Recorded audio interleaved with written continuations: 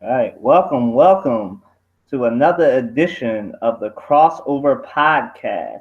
I am your host, Kylan Watson, your hostess with the mostest, and I have with me some fine young brothers to talk sports, pop culture, and everything else. We'll be joined by some latecomers soon, but I want to thank them for taking time out of their Friday night to come and talk sports, pop culture, and everything else.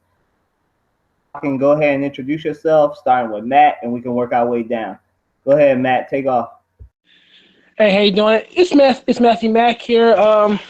Excited to be back here again. It was fun last time doing this, and I hope that all the stuff that's going on in the world of sports be uplifting, as along with the social issues that will get off the background. But especially this town and this football season, so it's driving people to drink. I'll tell you what, but I'm happy to be here nonetheless. Thanks, man. No problem. No problem. Go ahead, Trey. What's up, everybody? Good to be back again. For the, I think this is number 7. I think, if correct me if I'm wrong, Colin, but I think this is number 7.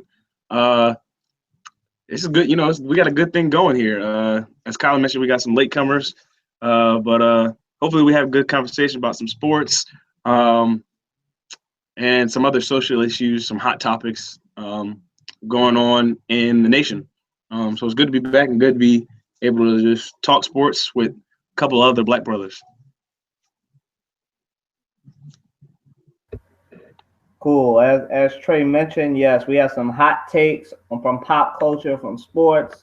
Last week it was really fun.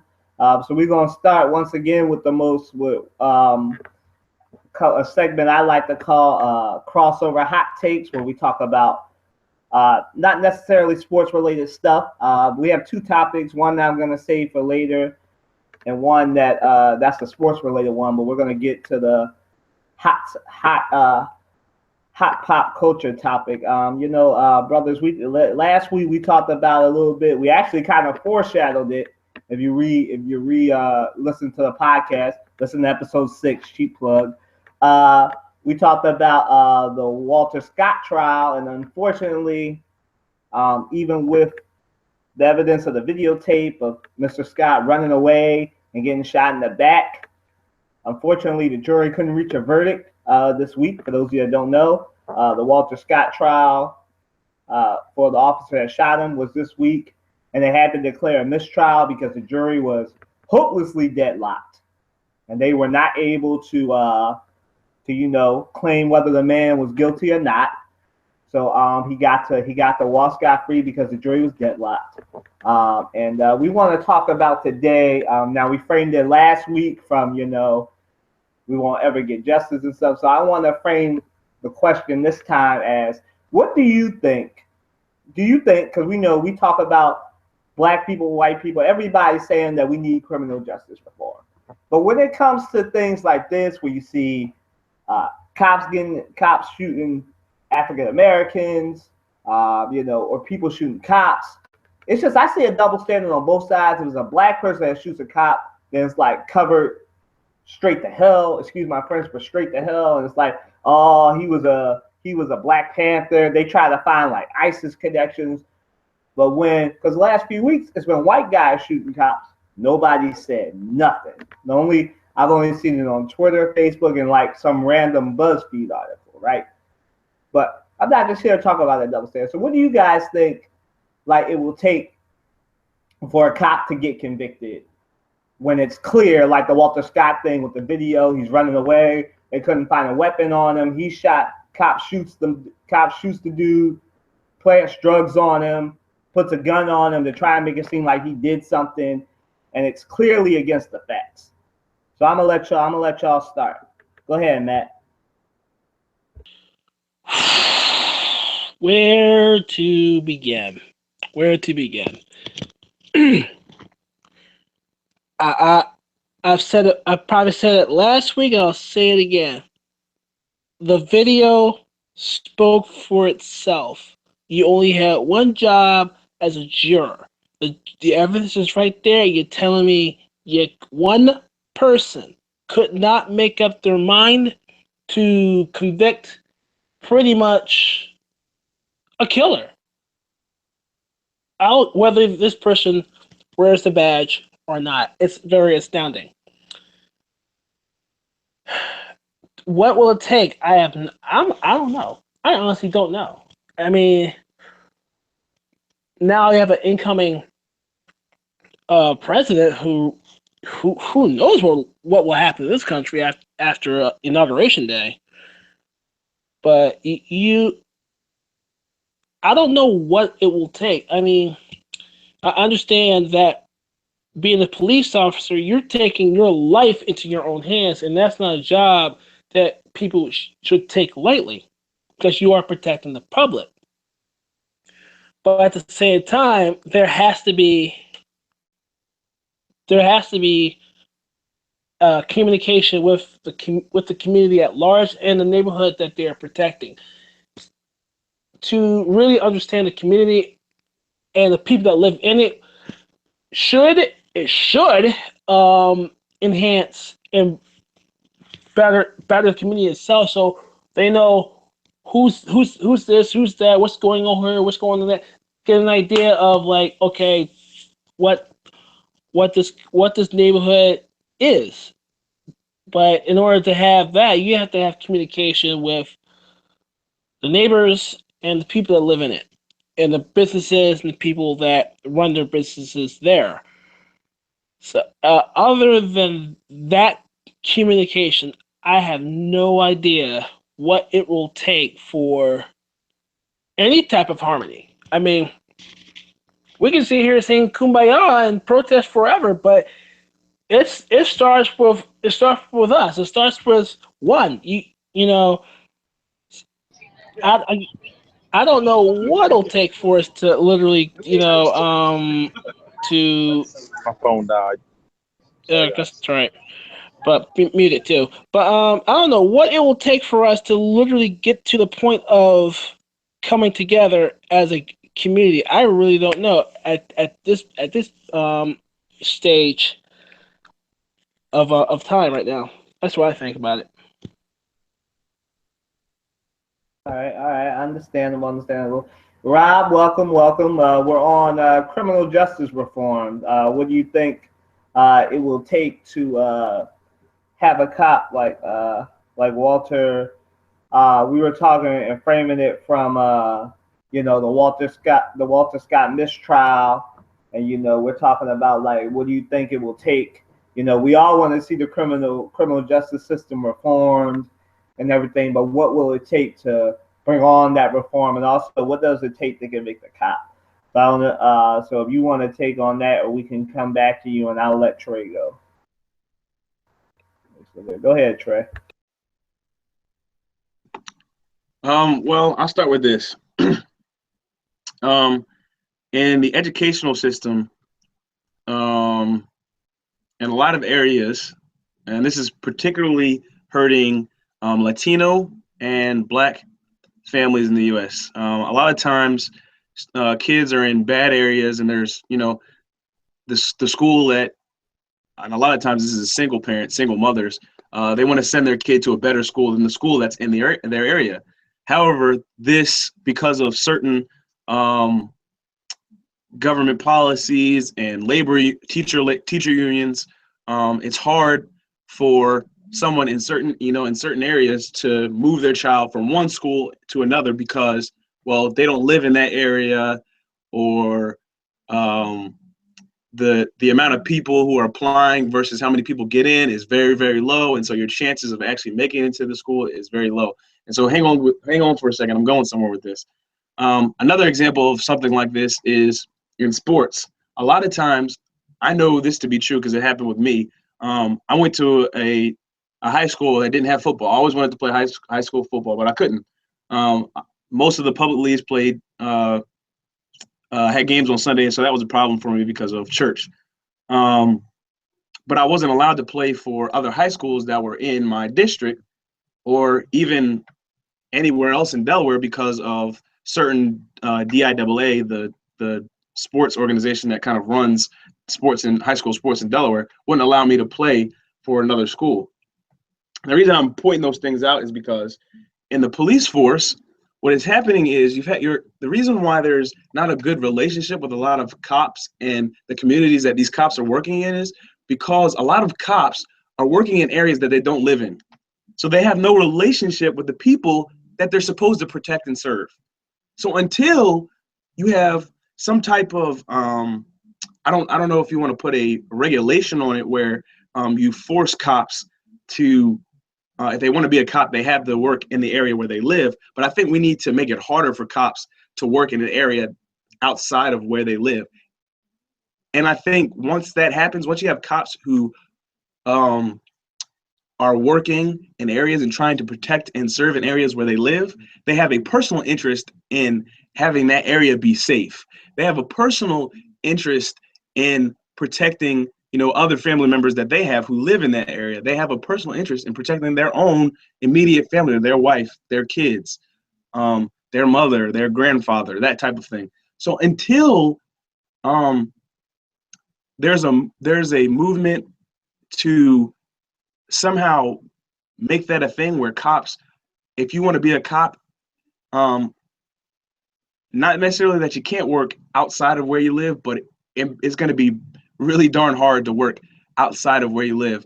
I think that will foster a better police force, because then you have opportunities where I'm not sure where this officer lives. I believe he lives somewhere in the South. There's an officer somewhere down south, and he started this trend where he goes, in certain areas where there's, bad relationship with cops, and he's gone and started playing basketball with these guys. And so, if you're out playing basketball, or in other cases doing things in the community where you live as a police officer, people are more likely to think highly of you. And there's a much lower chance of a situation like the Walter Scott situation happening, where you have somebody who probably doesn't live in the area and doesn't necessarily have the interests of that community in mind. So that's my thoughts on that.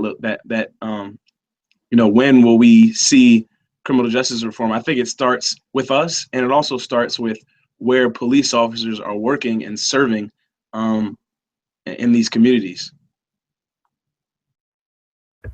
All right, I agree. Matt and Trey hit on some good points as far as the thing. So let me take off myself as I hold it down, because we are waiting on some people who really want to chime in on this. So we'll probably circle back later on if we move on before they get here. But with me, I agree with both Trey and Matt, as I said earlier. But I also think that one of the biggest things to our thing is a lot of people will point out that there's the black on black crime, right? So a lot of people will say like African Americans are and a lot of our white allies were rightfully, and Mexican and all these other allies that we have that see this problem, right? Will say to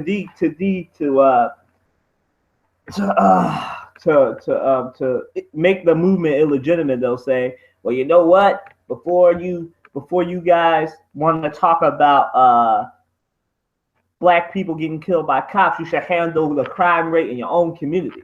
Now, what most people don't understand, I do because I have a degree in criminology, but most people don't understand is that crime is interracial, not intra-racial. Yeah, is interracial, not intraracial. People get attacked by people that they live with. So most likely, since we live in a very, very segregated society in all races, there's not too many diverse communities around here in this country. So most likely, if you're black, you're gonna get a crime. If a crime is committed against you, you're black or white, you're most likely gonna get a crime. The perpetrator will most likely be somebody of your own race. And race is a social construction. Jeff said that last week. I'll say it this week. Race does not exist. It's just something that has been ingrained in our minds, as Trey talked about, through like our education system, the media. It's something that's ingrained. There is only one race, and that is the human race. There is no such thing as the black race, no such thing as the white race. We are all the human race. No such thing. My chest while I'm at it. But as far as criminal justice reform, I think since we talked about it from the black side and the cop side, I want to talk about it from like it has to be black people have to realize that we have to do something. But it's not only that, we all need to come together and have unity. So I want to share something that was written by Martin Luther King. It's an excerpt from his letters from a Birmingham jail. He says, "First, I must confess that over the last few years, I have been gravely disappointed with the white moderate. I have almost reached the regrettable conclusion that the Negro's great stumbling block in the stride toward freedom is not the white citizen's counselor or the Ku Klux Klaner, but the white moderate who is more devoted to order than to justice, who prefers a negative peace, which is the absence of tension, to a positive peace, which is the presence of justice, who constantly says, 'I agree with you in the goal you seek, but I can't agree with your methods of direct action,' who paternalistically feels he can set the timetable for another man's freedom, who lives by the myth of time, and who constantly advises the Negro to wait until a more convenient season. Shallow understanding from people of goodwill is more frustrating than absolute misunderstanding from people of ill will. Lukewarm acceptance is much more bewildering than outright rejection." And that is Martin Luther King.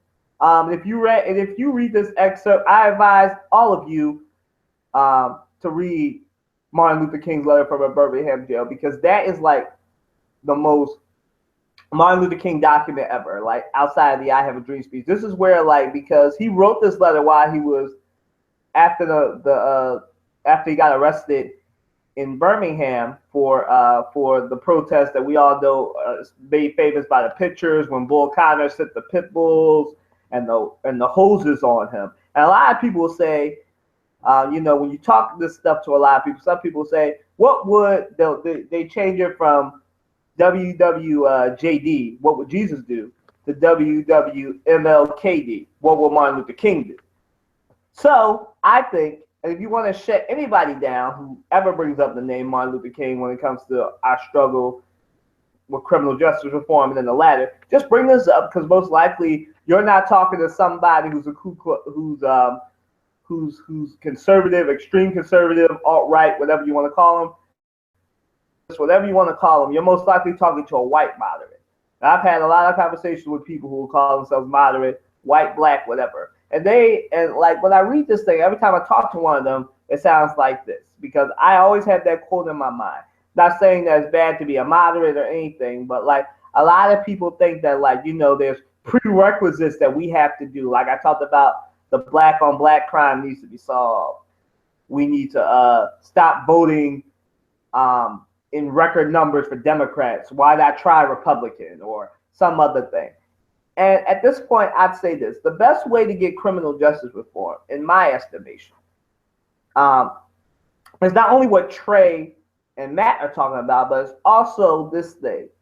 We have to figure out, as a people, we have to decide to put our money where our mouth is, literally. And so, and I'm probably going to get killed for this, but this is just my opinion. I think that not only do we need to stop to get our education system up, to send people, instead of sending them to corners and making them work, we need to send them to school. I think we also need to put our money where our mouth is, and we need to stop spending money outrageously. Now, African Americans, we are only 15% of the population, but this economy runs on us. Like, if you look up the economy, they'll tell you that a lot of the economy runs on black credit and what black people and what African Americans and minorities spend money on. So our buying power is $1.3 trillion. Now, to put that in perspective, right?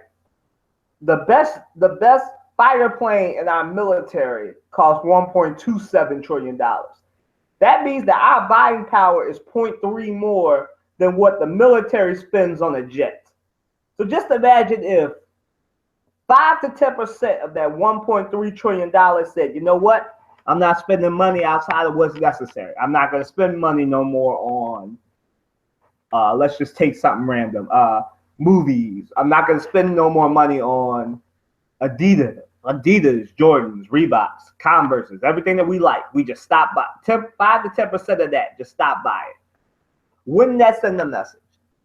You know, the best thing Martin Luther King did, one of his greatest actions was the Montgomery bus boycott. And I don't think that gets enough credit. Because literally those people decided, Martin Luther King convinced Southern African Americans to stop using the bus, carpool, and walk to work. And that boycott lasted almost a year. It took the Birmingham Bus Company a year to say, all right, we're going to desegregate the bus. You don't have to sit. They had to lose all that money for a year before they decided to desegregate the buses in Alabama. So that's what we got to do. That's what we got to do. We gotta do everything that Trey and Matt said. But the most important thing we have to do to get criminal justice reform and reform in this country is unite and stop spending money. Because once we do that, once we stop spending money and we send this economy crashing down, now disclaimer, this is just my opinion and nobody else is. No, it's not reflective of the Crossover Podcast. If anybody wants to send some hate, send them my way. But like it would behoove us to think about affecting the pockets in the right way. You know, we every time somebody gets shot, we go into this mode of praying, marching, and demonstrating. Now, the marching and demonstrating, I feel, is the most insane thing that we do, because everybody in this podcast will come on this podcast, all profess, you know, we're Christian, we all profess God, we believe in God, and all this other stuff. So disclaimer there too. So we obviously prayer works. So we're not going to say that's useless. But the marching and the demonstration doesn't work. It's like every time we go through this thing where somebody gets shot, we march, we demonstrate, we loot, we burn the place down, and nothing comes of it except for a DOJ investigation that bears out everything that we've been saying, that some African Americans are unfairly targeted, stop and frisk, all this other stuff. So what we need to do is not only march, demonstrate, and pray, we need to affect the pockets, because that is the only way. That's the only way, other than violent revolution, which I am not calling for. No violent revolution, no race war. The only other way to affect change in a positive way and to see change, and for them to say, oh, you know, these African Americans, the community is not to be played with. You know, within reason, we need to give them what they want. We need to reform the criminal justice system. We need to we need to have equal sentencing for everything. If a black person has like a dime bag of weed, they shouldn't be going away for 15 years, while the white person that has the same dime bag doesn't go to jail, because God forbid it affects their college experience over an African American whose life is now ruined forever. So if y'all want this change, we gotta do something economically. We have to do something economically. So if Matt or Trey, if y'all want to piggyback on what I just said, agree, disagree, go ahead. Who does piggybacking? I don't ride pigs. But look, you're right. That is the biggest thing that we as black folk have to understand: the value of the dollar. The dollar is so powerful. It's so powerful. It as you've said before, it can build businesses and it can also destroy institutions. Now, it's amazing to me, and it's a true story. I used to live on 52nd and Market in Philly, and coming from a show or from a jam session or whatever, it's like there's a sneaker villa there, and there's a salon snake around the corner for a pair of Jordans. Mind you, I have nothing against Jordans. I have nothing against the shoe, and I have nothing against Nike. But it puts into perspective, like, you're going to tell me, here it is, you're willing to blow 100, if not 200 some odd dollars over a pair of shoes that you're going to try to keep up, which will lose its value over time, and you never mind calling yourself a sneakerhead, and you know, all that stuff, instead of taking that $200 that you're gonna blow on shoes that you're gonna wear probably like 2, 3, 5 times of the whole entire year. Instead of investing it into your retirement, investing it into savings account, putting food on the table, which, by the way, yeah, it is about $200, if not more, depending on your size of your family, and the like. And we have to understand the the dollar is a powerful thing, and we can't waste it on um, immediate need, immediate consumer um, need to feel good, immediate gratification. It just doesn't work that way. We have to learn. I mean, you want to wonder how white families and all these rich families find a way to have these millions and millions of dollars and these funds and everything else because they've been playing this game for a long time, and all we have to do is learn the game. Think about this. Understand Black Tulsa in Tulsa, Oklahoma? That was a thriving black neighborhood on the black side of Tulsa, Oklahoma. Thriving. You talk about one of the richest epicenters of black America in the country. Only for white side of Tulsa to get pissed off and destroy it just because of pure envy, pure unadulterated racial envy. Instead of asking how did you get here, they just went in and just destroyed it. And it's like we've never had that since. Even in Philadelphia, the bottom, that where Lancaster Avenue all the way down, that was the rich black side of town before it is what it is right now. So we have to understand as a people, we have to really invest in ourselves, invest in small businesses, not asking for a handout, not asking for a discount, hook me up, this, that, and the third. Look, they have to pay bills, they have mortgages, just like you and I do. We all got bills to pay. But in order to do that, we got to help each other out.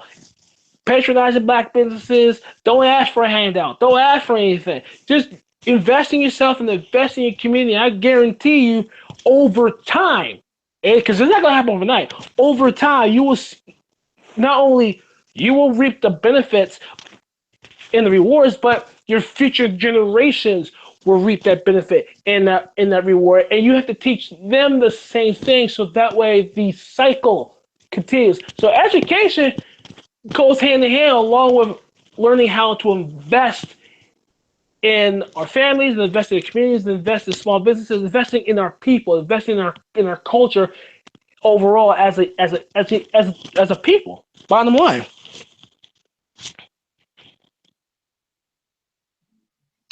Wow, you guys have said a lot. Kylan, you said a lot. Matt, you said a lot.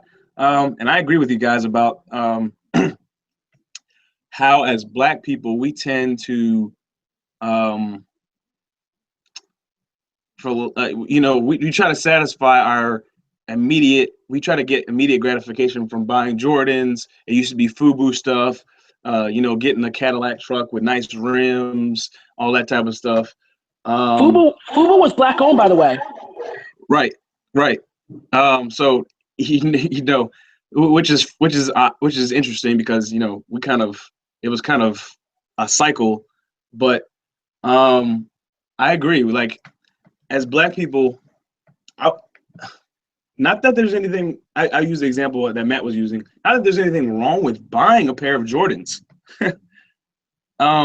but we have a culture of buying things that we can't afford. Now, part of that can be attributed to systematic racism or systematic prejudice, if you want to put it that way. And that's kind of how the 2008 financial crisis came about, was because of predatory loans. You had banks and stuff preying on people who were poor and couldn't necessarily afford a $300,000 mortgage, but made it seem like it was affordable to them. But I think we as a people have to do two things. Um, and one of them is what Kylan was saying. You know, we've gotta hurt. Um, you know, we have to hurt the nation where it hurts most, and that's money. When we stop, when we stop buying Jordans the way we buy Jordans now, when we stop, supporting some of these companies that have no interest in, our well-being, you know, people are going to notice.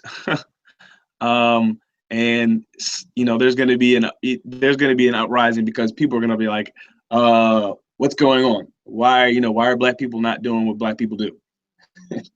um, but I think it will create an awareness, as Kylan was saying, not necessarily that marching won't work. It worked for Martin Luther King.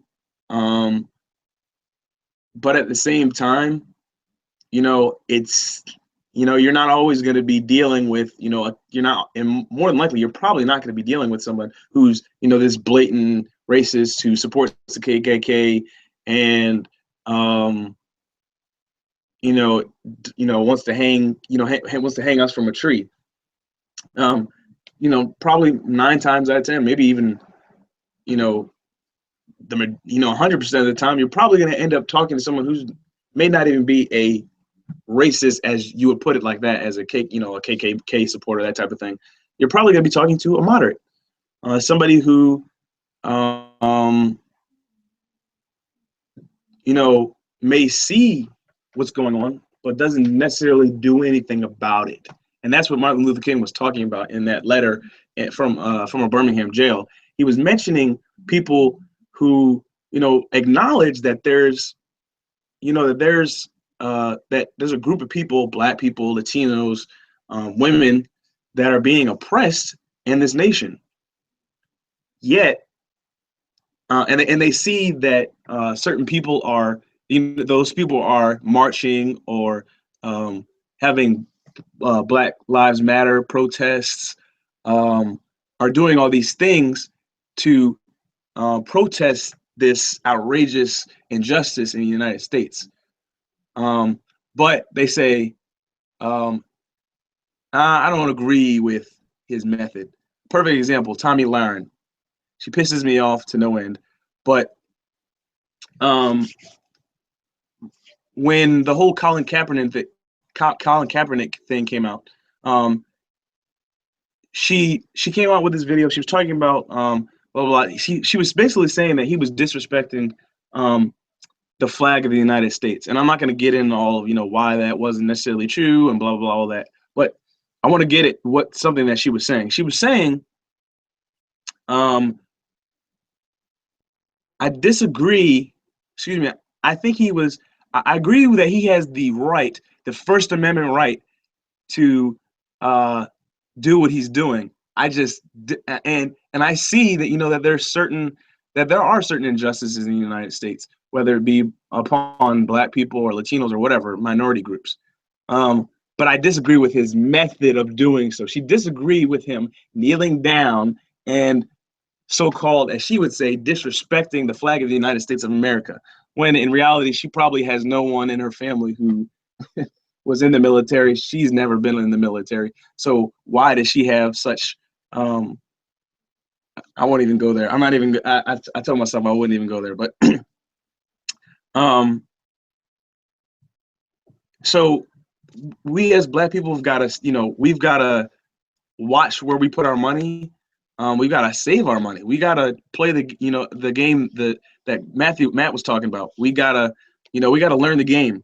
We got to start saving our money up and put it where it counts. Put it into our education system. And when I say put money into education, I don't mean just throw money in places. I mean, we've got to put money where it's, we know it's going to work. We've got to put money into, kids who are in these areas and they're in bad schools and can't get out. Just, they're the smartest kid in the class, but just can't afford to go to this good school.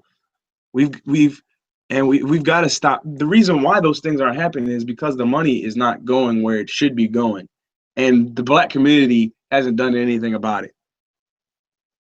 The other thing that we've got to do is we've got to stop being so blind to these so-called moderates.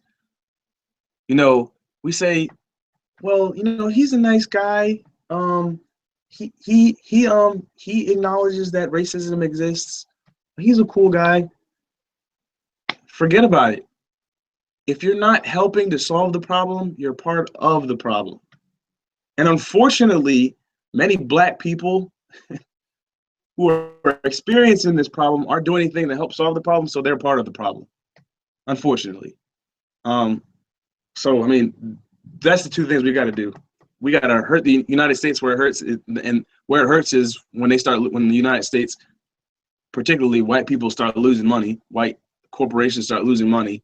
And we've got to stop being so blind to these so-called moderates who acknowledge that there's racism but don't want to do anything about it. Wow, man. Yeah, we've been real conscious on this when it comes to the last 2 weeks, and I'm just gonna, we're trying to stay on this topic, but we may have to come back to it. We've been woke, as you would say. We've been woke. Yeah, man.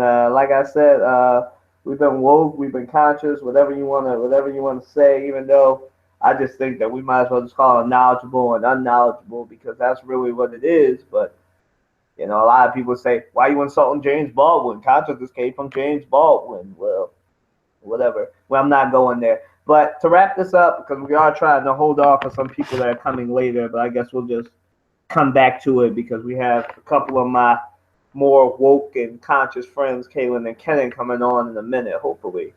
But to wrap it up, man, I'll just hit people with facts. I just want y'all to know that when all of us say something, we're coming at it from a factual basis, not a opinion basis. I can speak for myself, and I can speak for Trey and Matt because I trust them, I know them, and everything. So we come from a strictly fact-based thing. So let me hit y'all with the facts.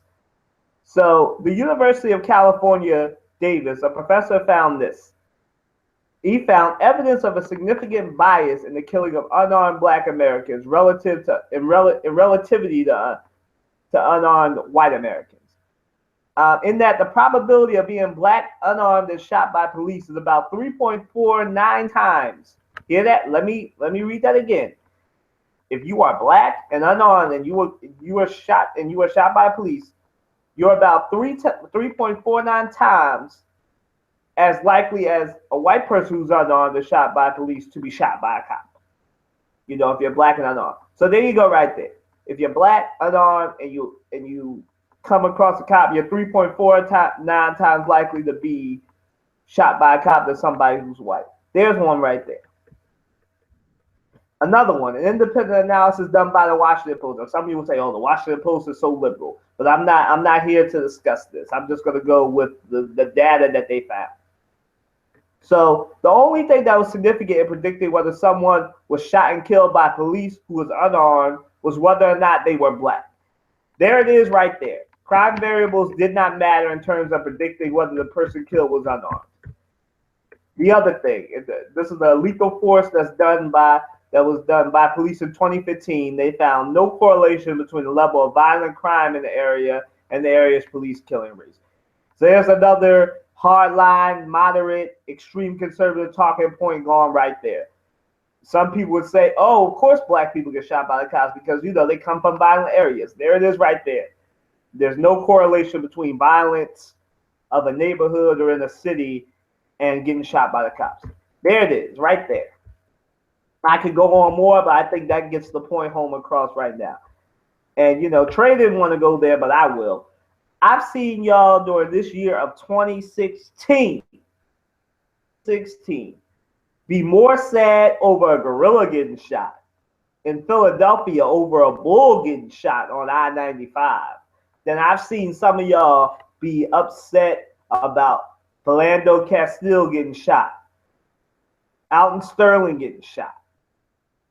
the Walter Scott getting shot. And in all these cases, there was overwhelming video. There's been DOJ reports about how in each of these places there's unfair police targeting of African Americans. It's like whenever somebody gets shot in a certain area, the DOJ investigates, the cops never found guilty, but the guilt lies in the leadership of the city or the town where it is, where the DOJ comes in and says, well, there was unfair targeting, and blah and blah blah blah. It's like clockwork. And then speaking of Colin Kaepernick, Trey wasn't willing to go there, but I will. Why do y'all value? I understand. I've gotten into arguments with some of my friends in the armed forces and everything, and I've had to explain this to them.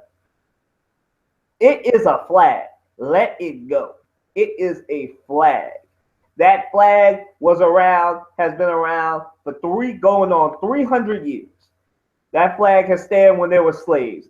That flag was standing over Martin Luther King and the rest of the civil rights movement when they was fighting for desegregation, just for voting rights, just for more equal bathrooms. A fight that we're still fighting for transgender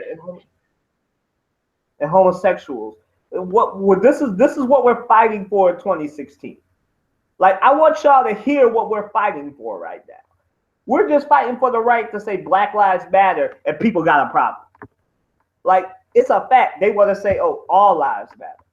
Well, of course all lives matter. We didn't say Black Lives Matter. Black lives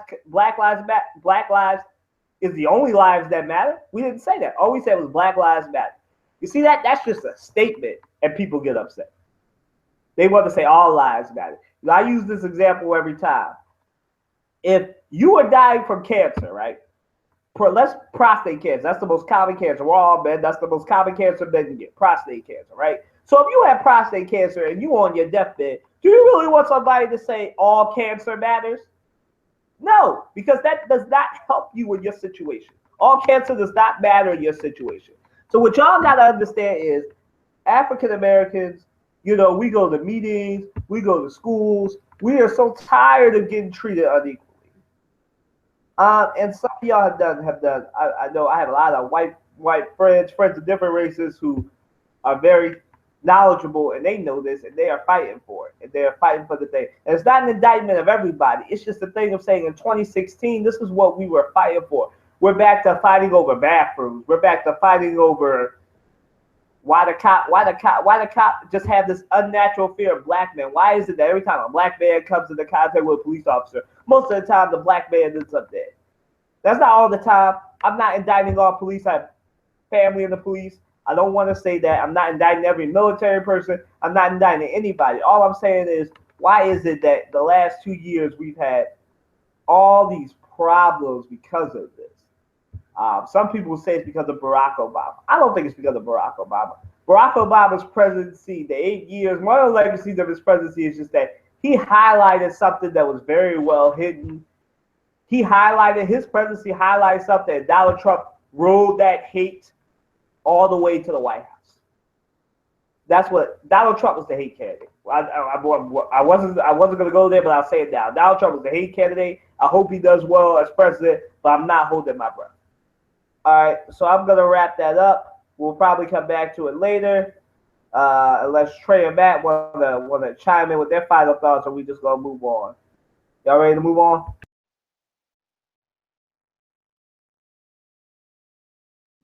Yes, sir. All right, so we're going to move on. I'm going to say one topic for later. Well, I guess on a lighter note, did y'all see that new Spider-Man trailer?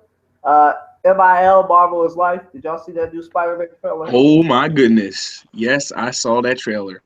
Oh, my goodness, man. Look, it's funny because they came out with that little, like, sneak peek, like, 18-second trailer where he kind of, like, jumps off the the Washington Monument or whatever, and he kind of flips backward and he pulls his arms out, and you can see that he has like the classic Spider-Man suit on with the webbing under his arms. And then last night I was about to go to bed, and I don't know, I saw it was like on Jimmy Kimmel's YouTube page or something like that. Tom Holland announces new Spider-Man trailer. I was like, oh my goodness. I watched the trailer and dude, like when I tell you I freaked out because I'm a huge Spider-Man fan. Oh my goodness, man. Look, I'll just say this and I'll let one of y'all get to talking about that trailer.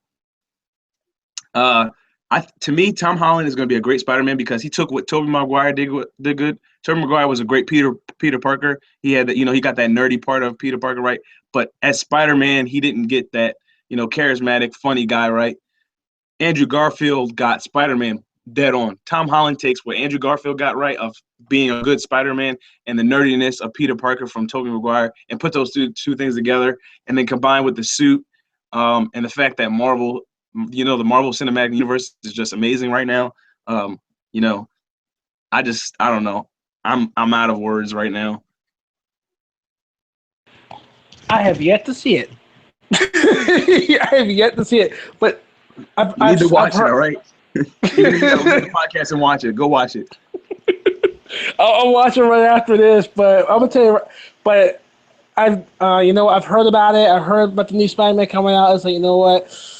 All right, I'll check it out. I'm gonna check it out. So right after this, I'm gonna go jump on YouTube and like, okay, let me see where everybody's raving about. Because this, like, if it is what it is, like, Tobey Maguire wasn't out of all the Spider-Mans, he was the best one to this point.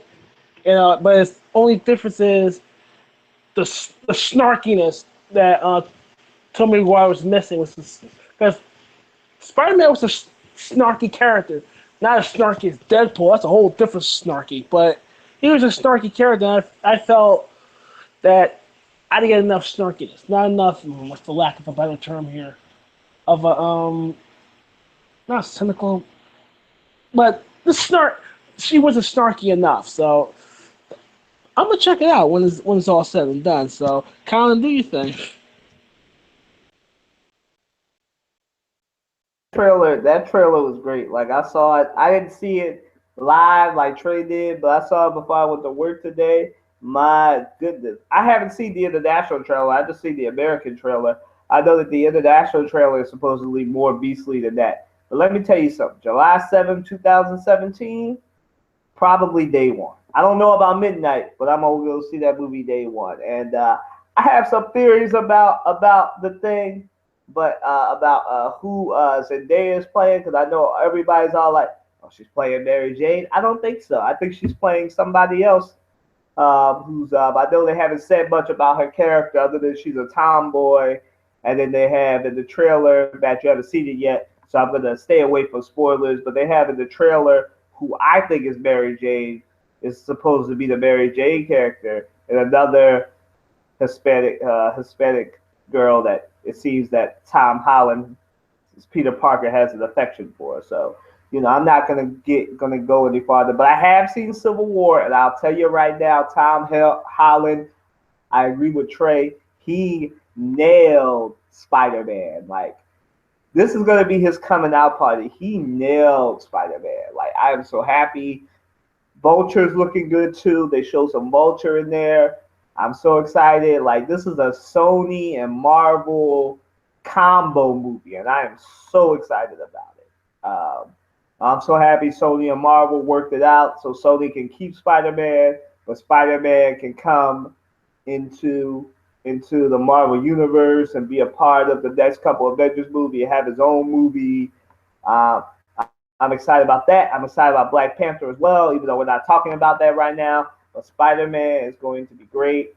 I can't wait. It seems like every movie from now on is going to have either Iron Man or Captain America in it, since they're not going to do a fourth Captain America or a fourth Iron Man. So sad about no Iron Man. Love Iron Man. But I'm so excited. Everything looks good. Everything is looking good. Trey, if you want to get into theories, I don't know if you want to get into theories when Matt not seeing it, but I don't know. You want to get into theories? I guess we can, man. Hey, if we talk, like I said, Spider-Man is my favorite superhero. So, uh, but yeah, like you said, I don't think Zendaya is going to be Mary Jane. If Zendaya were Mary Jane, we've already seen, in other situations where, uh, black people, hopping into roles that were previously considered white people. he had a situation in I think it was a state somewhere in Michigan in a mall or something. No, excuse me, uh, it was in Minneapolis at the Mall of America, the largest mall in America. He had they chose a black guy to be Santa. So I think if Zendaya were Mary Jane, I think there'd be a ton of outrage, and I'd be fine with that. But yeah, I don't think she's Mary Jane. And there's definitely clearly based on I don't want to give too much away, but there seems to be another love interest other than Mary Jane in the trailer. So that'll be interesting. Other thing is Donald Glover is going to be in, also known as Childish Gambino, is going to be in Spider-Man, and we have yet to, like, Sony and Marvel have yet to release what his role will be in the movie. So that'll be interesting. And there's one last thing I wanted to mention in terms of theory. I don't really get into a lot of theory, but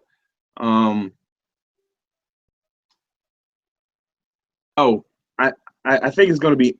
I just think it's going to be a very good movie. Like, but I saw a video. They were saying that when Vulture is originally introduced as a character,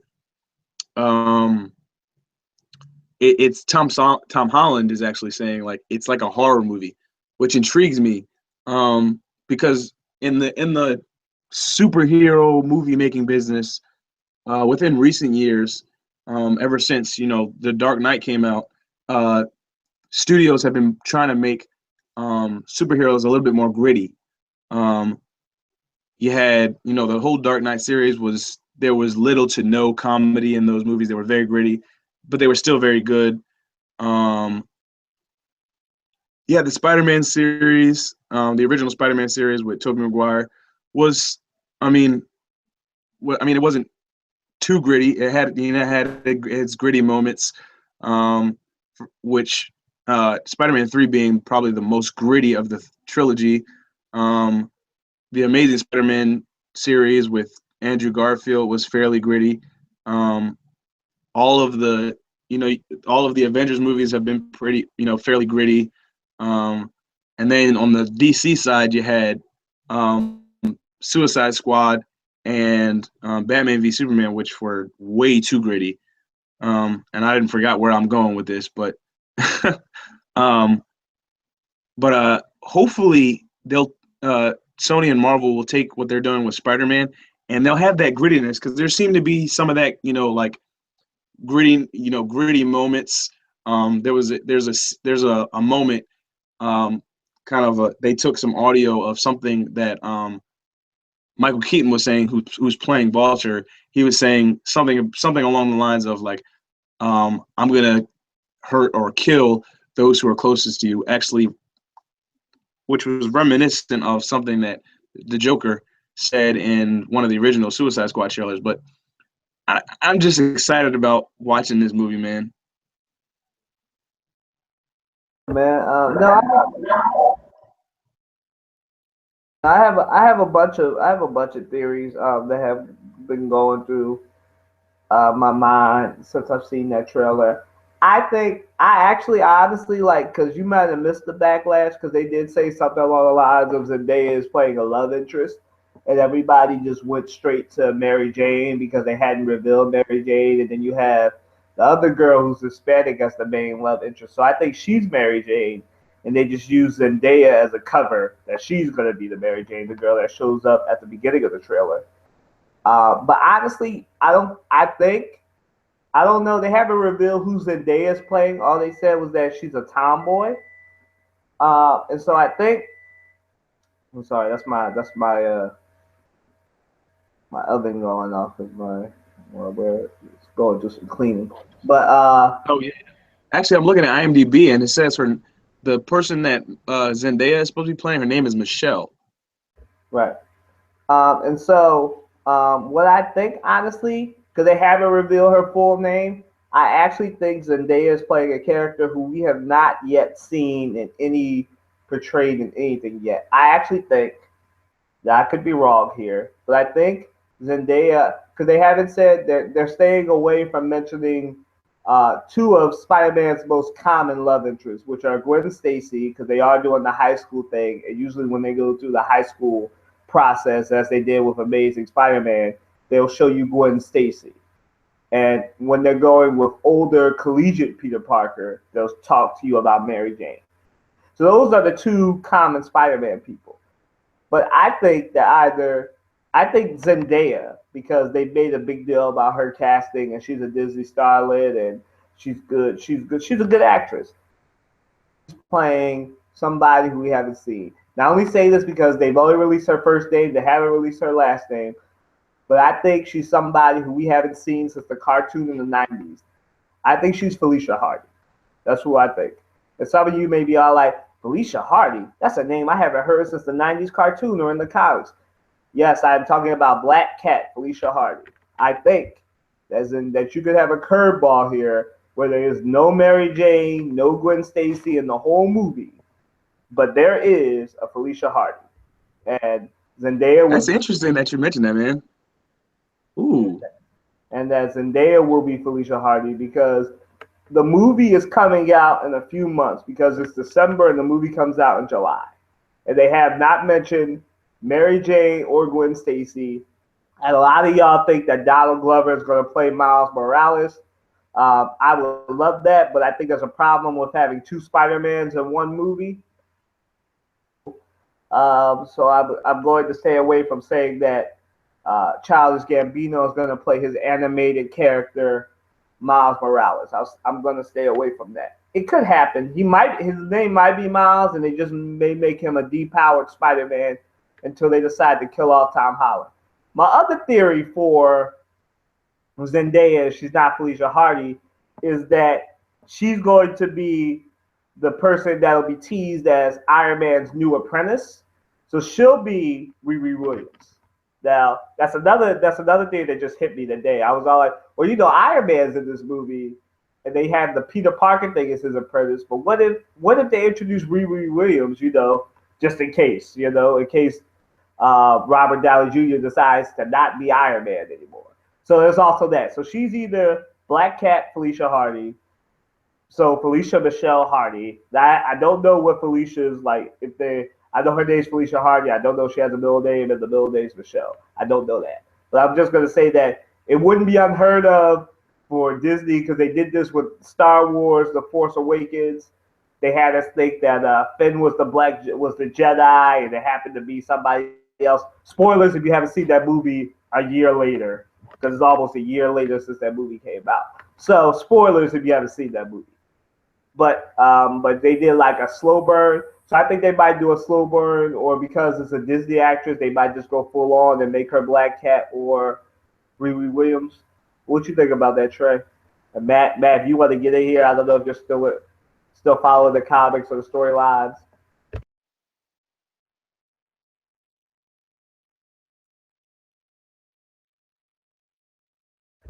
Trey, go ahead. Yeah, I think it would be cool if she were Black Cat. And that would be something that we haven't seen in the Spider-Man universe.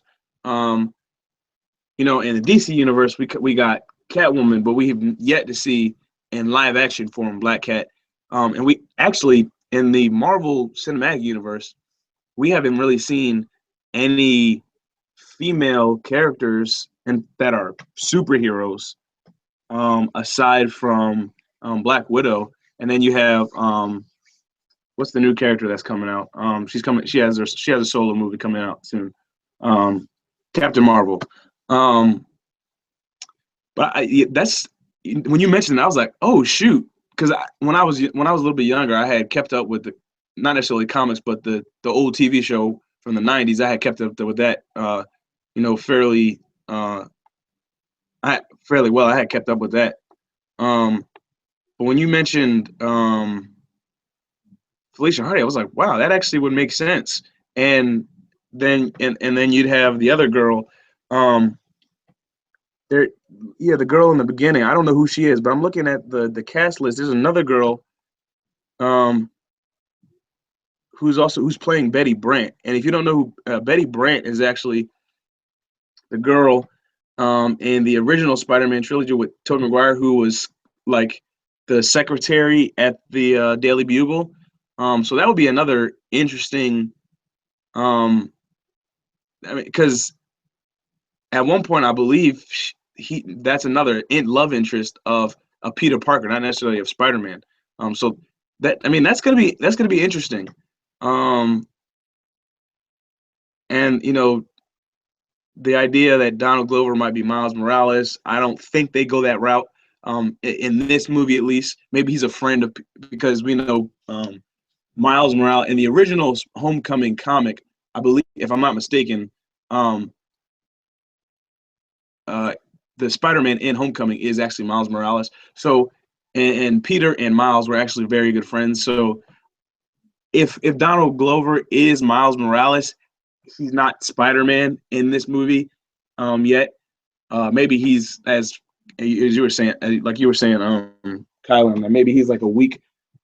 Maybe he hasn't, fully gained his powers yet or something like that. I think that would be plausible. But for him to actually be Spider-Man and to have two Spider-Man in the same movie, I can't see that happening. I could just see him being Miles Morales and him being, potentially the next Spider-Man. The other thing I'm interested to see is how they throw Stan Lee in there, because he's always got to have his little cameos. The other thing is I'm interested in, and I don't think anybody mentioned this yet, is the love relationship between Aunt May, who is Marissa Tomei in this movie, and so she's much younger. We're used to seeing an old Aunt May, and the relationship between her and Tony Stark. Now we know, we I kind of feel like the route they'll go is that, because we know Tony's not, in terms of a love interest, he's not necessarily interested in her, but I kind of see Aunt May kind of like coming on to Tony, like in this kind of like comical way where he's like, that was a one-time thing. But I think that'll be a kind of a funny thing to see in a Spider-Man movie, just like as the the whole theme of the movie goes. Was one thing that I wanted to the one thing I'm interested to know who is in the opening of the trailer. He has his friend, and I don't know who this friend is supposed to be. And maybe this I don't know, maybe this friend he has is a young Miles Morales. But I don't know, like if you look at the cast list on IMDb, he's not there. So clearly they want to hide who. I mean, we know he's a friend of Peter, but clearly they want to hide who he specifically is in relationship to Peter. So that could be potentially something who he might be in later Spider-Man movies and his relationship with Peter. Yeah. Yeah, I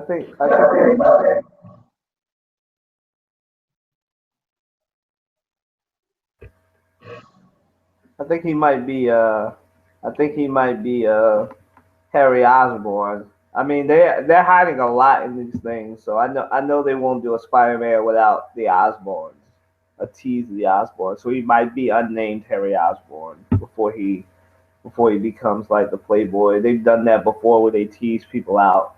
And like I said, I don't know who the friend is, but I definitely think that there's no Mary Jane, no Gwen Stacy. They'll definitely do an Osborn. So maybe that's Harry Osborn, maybe, I don't know.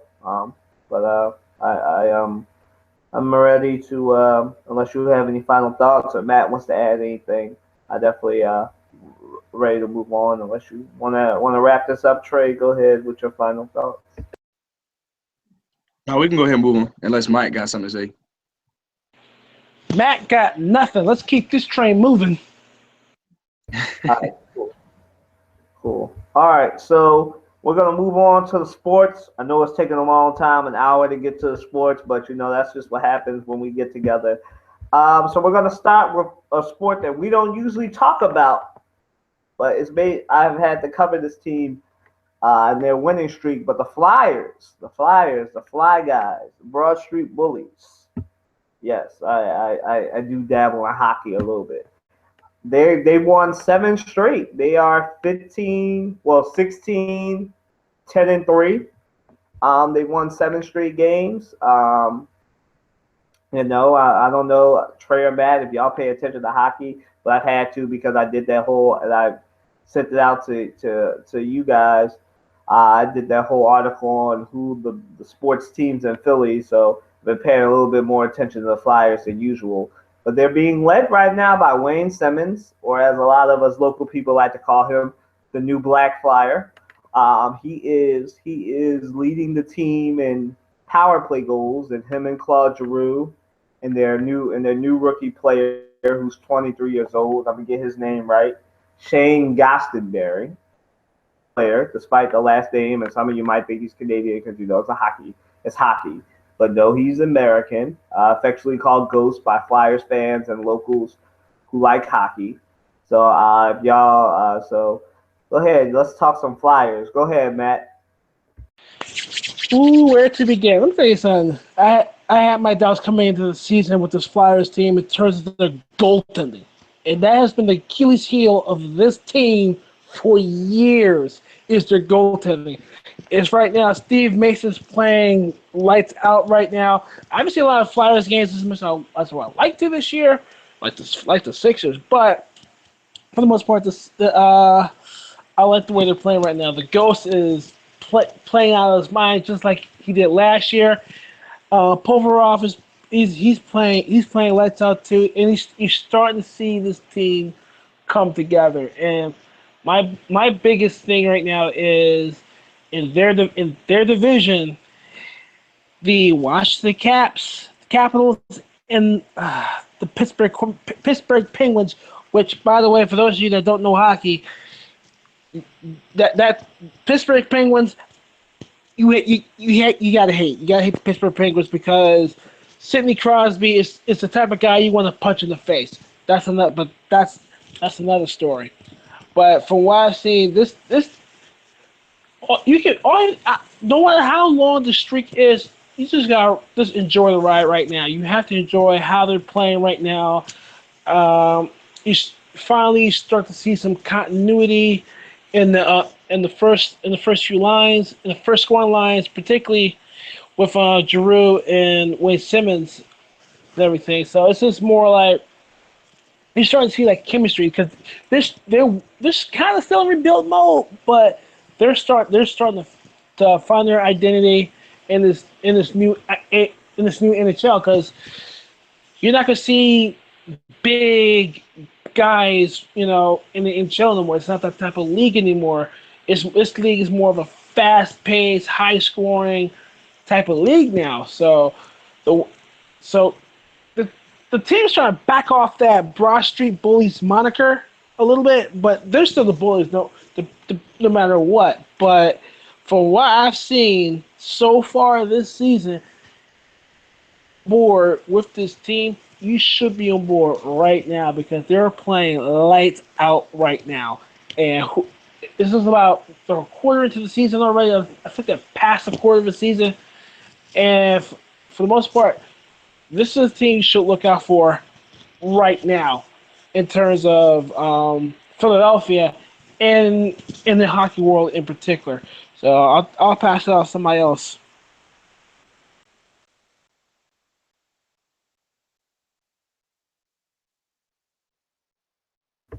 All right, Trey, go ahead.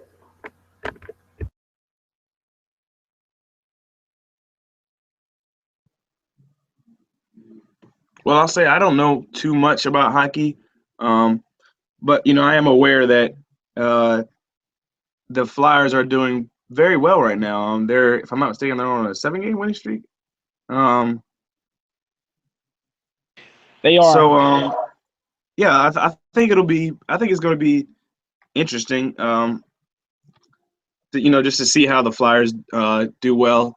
I'm not much of a hockey guy, so hey, if a Philly team is doing well, I'm gonna root for them. Yeah. I mean, they're doing excellent.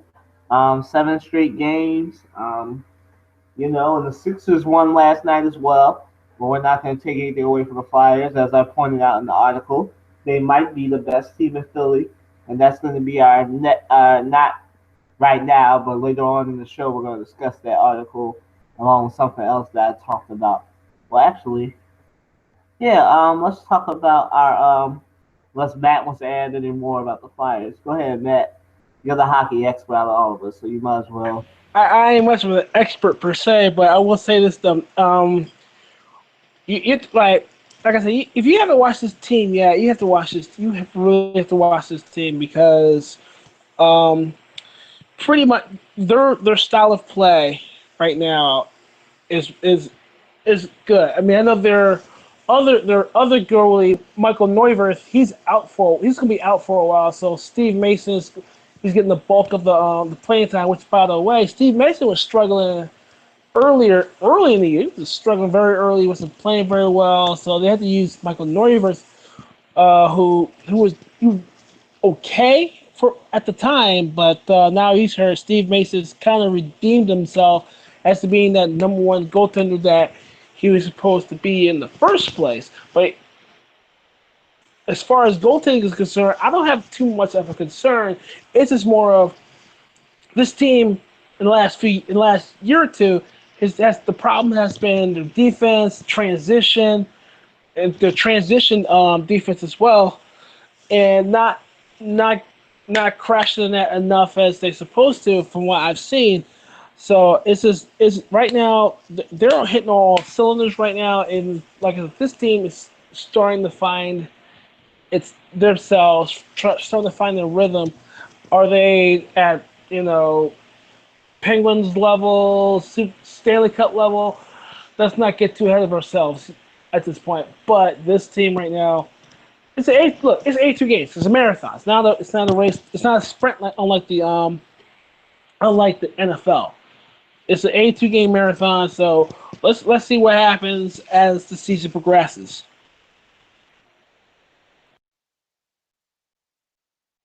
Okay, so we'll move right along. That concludes our hockey coverage through the Philadelphia Flyers. Um, let's move right along. All right, the college football playoffs were announced, and as expected, Penn State and Wisconsin got hosed. They were not. They were not. Penn State won the game, but Penn State did not move past Ohio State to get into the playoffs. So it is what we expected last week. It's Ohio State, Clemson, Alabama, Washington. Yes, yes, yes. It is basically, unless Washington pulls off a miracle in a couple weeks, it's going to probably be a rematch of the last two finals. It'll either be Alabama and Ohio State again, or it'll be Alabama and Clemson again. Yay! Yay for non-existent parity in college sports. Yay! Argue. Some of y'all can hear my sarcastic term because I argue with people in college football, college basketball circles. They're all like, "There's parity in both sports," and I'll be all like, "But we've had the same matchup for the last 2 years." The That's a NCAA. lie. That's a lie in the third. I'll tell you that right now. That is such a lie. I mean, parity in college football. What were they drinking? The NFL. I mean, I tell people all the time. They were all like, "But Villanova made it." I'm all like, "That's still not parity. Villanova's a basketball powerhouse. So is UNC. It's not parity." If I may, let me say this right now.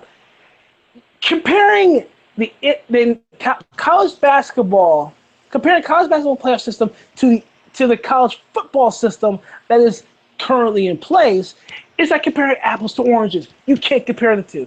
You know full well in a field of 68, you never know. You might. That's why we all take. That's why we sit here at work at our jobs or with our friends, whatever, trying to fill out a bracket to see what could happen and whatever. And it's fun. I'll admit that. This college football thing, I'll admit, it's a joke. I've maintained the fact it's a joke. I will stand the fact that it has become a laughing stock. Oh, and by the way, I've said this last week and I'll say it again. If you win if you win your conference, and you should be partakers of this event. If you win your conference, Ohio State did not win their conference. It's Penn State. I mean, yes, they're in the Rose Bowl, but still, Penn State should be in this tournament, if not some other conference winner. I mean, if it wasn't Penn State or some other company, okay, fine, I can live with it. But at least Penn State at least deserve a bowl game. Hell, it could have been Temple, but that's not what's going to happen. But the fact of the matter remains simple. This is a joke. It is a bona fide joke. We all knew Ohio State was going to get in. We all knew it. But the fact is simply this: Penn State won. I think Penn State beat Ohio State. I'm not sure. You can correct me if I'm wrong. But still, Penn State beat Ohio State, lost to Michigan. Okay, but either way, they were the best team in their conference. They should be rewarded as such. Not, hey, here's a consolation prize. We'll give you the Rose Bowl. Rose Bowl is the granddaddy of them all. I will admit to that. It's like there is a tradition in the Rose Bowl. I will watch the Rose Bowl. It's one of my favorite bowl games is the Rose Bowl because there's such tradition behind the Rose Bowl. With that being said, this whole college football system is a joke. It is a farce. There is no parity in college football. It does not exist. It really does not. You can have 4, 5, 6, 7, 8, 9, 10 undefeated teams and still won't get any play in this college system. I mean, it is a money thing. I mean, that's just my opinion on that one. It is a money thing. I used to know who was on the panel, but it doesn't matter. You put the best team on the field and you let it play it out. You don't get why let a group of people decide who the best team is, and you let it's not sports. It's not right. If you won your league, if you won your conference, you should have the utmost right to play the best of the best in that contest, in this tournament. Don't give me the Ohio State was ranked number 1, ranked number such and such, so hell, let's throw them in there anyway. No. If Ohio State should have been the Big Ten champions, but they are not. It's Penn State. They should be there, but you know what? It is what it is. And to have Penn State get stiffed, it is a travesty. And I'm not much of a Penn State fan like I used to, but still, it's a joke. Bottom line.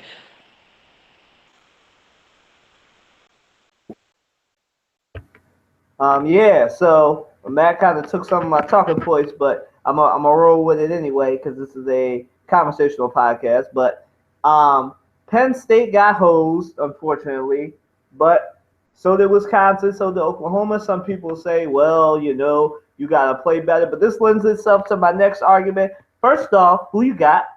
Matt didn't answer that. Who you got in the playoffs? I actually think that Clemson and Alabama face off again. I think Clemson will have it this time because the killer to all Nick Saban defensive schemes is a mobile black quarterback, and Clemson has that, a mobile black quarterback. So that Deshaun Watson will probably have a field day like he did last year against Alabama's defense. So I assume that will happen again. If that does happen, but who knows? Washington may pull off an upset. The Pac-12 does Washington does have the second best defense after Alabama, so we'll see. But I really do believe it'll be Alabama, Clemson, and I think Clemson will take it. South Carolina dude, he probably doesn't like hearing me say that Clemson will probably win it all. But them's the breaks. So Clemson's gonna win it all, and also I respect it. since we're here anyway, and Matt kind of touched on it, I think they should add. I think the college football tournament, because let's be real, it's not like they had much of a better system with the BCS. Y'all remember that one year that somebody was the champion, but LSU won it, but they tied with somebody because they had the same record. And it was a tie championship title, even though LSU won it. Yeah, we don't want no more of those situations. So I think they should just add 2 to 3 more teams, make it a 6 to 8 team playoff, and go with that. The best 8 teams. Then it's on the same level as the NFL with the 8 best teams. No one can complain. You have 8 best teams. Do you have a championship contender? And out of those 8, you can have a college football Super Bowl, and there you go. No complaints. That's what I think they should do, because that way, when you add 4 more teams, 2 to 4 more teams, then you have no argument. It doesn't matter. Like, then if it's 6 to 8 teams, if it's an even number, more of an even number than 4, a higher even number, then Penn State, Wisconsin, Oklahoma, and all these other teams won't be complaining. So I think because basically you could make an argument that the 3 best teams are in the Big Ten. Like, if there was no Alabama, the 3 best teams in college football are in the Big Ten this year. Wisconsin, or 4: Penn State, Wisconsin, Michigan, and Ohio State. But Penn State, even though James Franklin did his darndest with the Texans coaches players, he won a Big Ten title. I really do think, we talked about this last week, I think Penn State's record perceives them. I really don't think the NCAA wanted that PR nightmare, which comes with having Penn State in a title, because you always have that one person with, hey, who doesn't know their history, will be all like, isn't Penn State known for the people that and no way am I making, I'll say this again, I said it last week, I said it every time we bring up Penn State, no one here is a fan of molestation. Matter of fact, I'll speak for everybody and say that we don't agree with molestation. We hate molestation, all that stuff. So that's out the way. So nobody can be like, man, they talked about molestation and made it seem okay. Blah blah blah. No, we're not okay with molestation. That's anything that happened with Penn State. But I think that reputation, that PR nightmare, prevented them from being. I think even if they were undefeated, they wouldn't have made it, just based on the PR nightmare that was school a couple years ago. I think it's going to take Penn State a couple years to get rid of that reputation, no matter how good their teams are. And so I think that preceded them. Obviously, I don't think Ohio State or Michigan should have made it that far. I think Penn State should have been 5. I definitely think Ohio State should have been number 4, and Clemson, the people that played in title games, Clemson, Alabama, and Washington, should have been above them. So that's my take on it. We'll do Matt last, since he just went on the spiel. Give us some time to breathe and get some water or something. Go ahead, Trey. Oh yeah, I'm with you, Colin. I think it's going to end up being Alabama. I think it'll end up being Alabama versus Clemson, and as you mentioned, one of their weaknesses are really, well, I say really their one weakness, their biggest weakness, is a mobile quarterback. And Deshaun Watson did have a great game, and he was injured. You got to remember that Deshaun Watson was actually injured and played injured during that game, and still had a great game. So I think a healthy Deshaun Watson, with I think a better Clemson team against an Alabama team that is fairly young, will definitely and unless we have a repeat of what happened last year, where Alabama got lucky on that kick return, that kind of ended the game right there. I think Clemson, comes away with the national championship. And although I'm a Gators fan. Although I would have liked my Gators to have done a little bit better in made a case for them to be in the playoff, which is nonsense. But um, yeah, I think Clemson will come out on top. I don't see, unfortunately, I don't see Ohio State um, coming out on top. I think Washington pulls off that upset, and I think who else is in there? It's what are the four teams? Uh, Alabama, Alabama, Ohio State, Clemson, and Washington. So I think Washington pulls off that upset against Ohio State, and then I think Ohio State would play Alabama or Clemson, whatever. Alabama and Clemson in the national championship game. I think Clemson wins. I'll say, well, you remember what the score was last year? I don't remember. I'll say Clemson wins.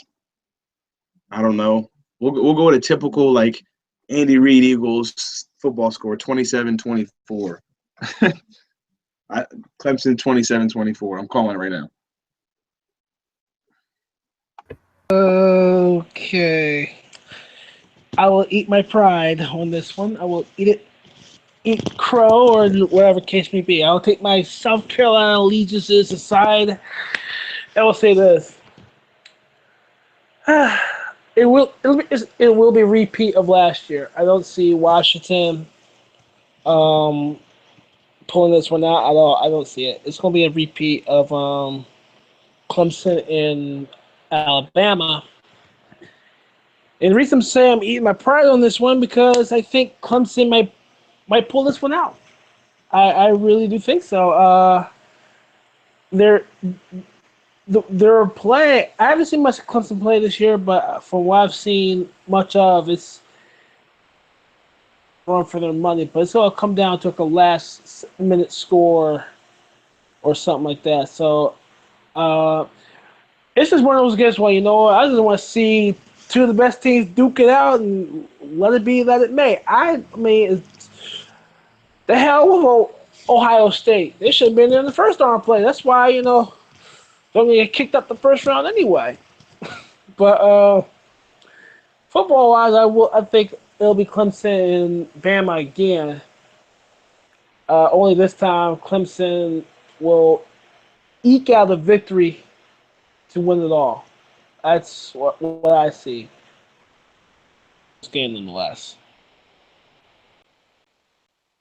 True story. See, we're all in agreement. See, men can agree on something when it comes to sports, as long as it's not Eagles and Cowboys. Yeah. So we're gonna move on. We all agree that there should be more teams, and that Ohio State doesn't deserve to be there.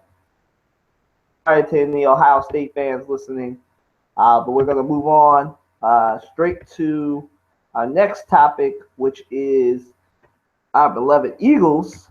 And so I'm going to frame this question. As we know, we saw that terrible performance against the Bengals. No, not terrible. Terrible. I'm going to get on my Charles Barkley. That was a terrible performance against the Bengals last week. Made me embarrassed. I turned that game off in the third quarter, more like halftime. Because I knew the Eagles weren't going to do much, and they only put up 14 points. I'm sorry to say this, but it looks like that run game misses Ryan Matthews. And they had no Matthews basically. There was no Matthews in that game last week. No Ryan, no Jordan either. So not even me. So we know that we need a Matthews now in the game. So hopefully, the question is, and I'll start. Will the Eagles ever win another game during the rest of the regular season? Now, the Eagles' schedule coming up is Redskins, Ravens, in no particular order. Redskins, Giants, Cowboys, Ravens. Those are their last four opponents. So out of all those games, does anybody think the Eagles will win a game? I think the winnable games are because JPP is out for the rest of the season now, and the Redskins don't have much of a defense anymore. Neither the Giants now without JPP, Jason Pierre-Paul, for those that don't know, for the Giants. So I'm going to say that their last two winnable games, not that they will win it, but their last two winnable games are the Redskins and Giants. toss up for me because I don't know. It depends on where they play them at. And the Cowboys, we know that's going to be a hard fought game, and that's going to be in Philly. I don't see them getting swept by the Cowboys, so they might win against the Cowboys. So I think they have three winnable. I think that they might win three more games, and they may lose. They might lose all four, but I'm going to give them a chance since they have three games at home and they've only lost one game at home this year. I'm going to give them three more games, so they'll be 8-8. So let in my record book they'll be 8-8, which would be a good season. Plus, the drafts in Philadelphia. Who's going? I think I am, depending on the pricing.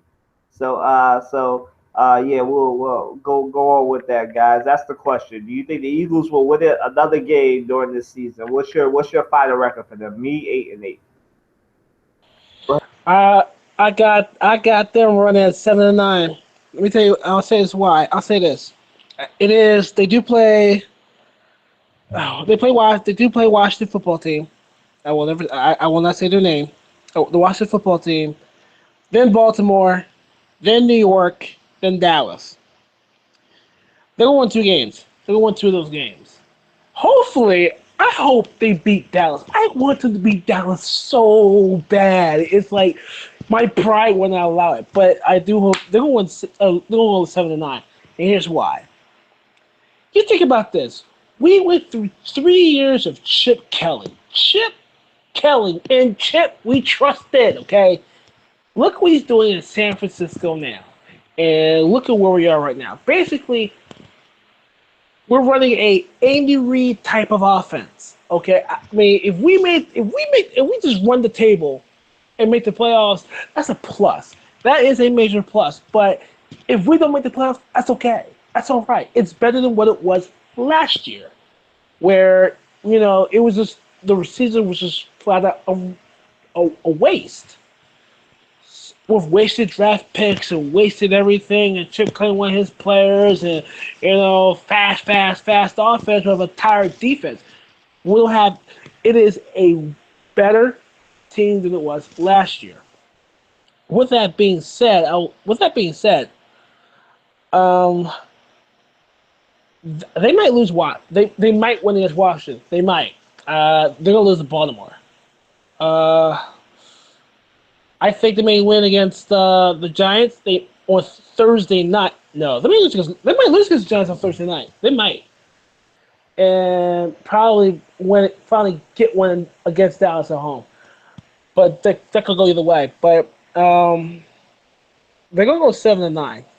I don't see them going 8-8. If that's if they're lucky. 9-7. That's like a dream. But I'd see them going 7-9. I think Lane Johnson comes back for the last two games of the season, with coming off the suspension. But they have to get that running game down. They have to really that defense really got to get some pressure because I'll be honest with you, watching that Bengals game last week, I was numb.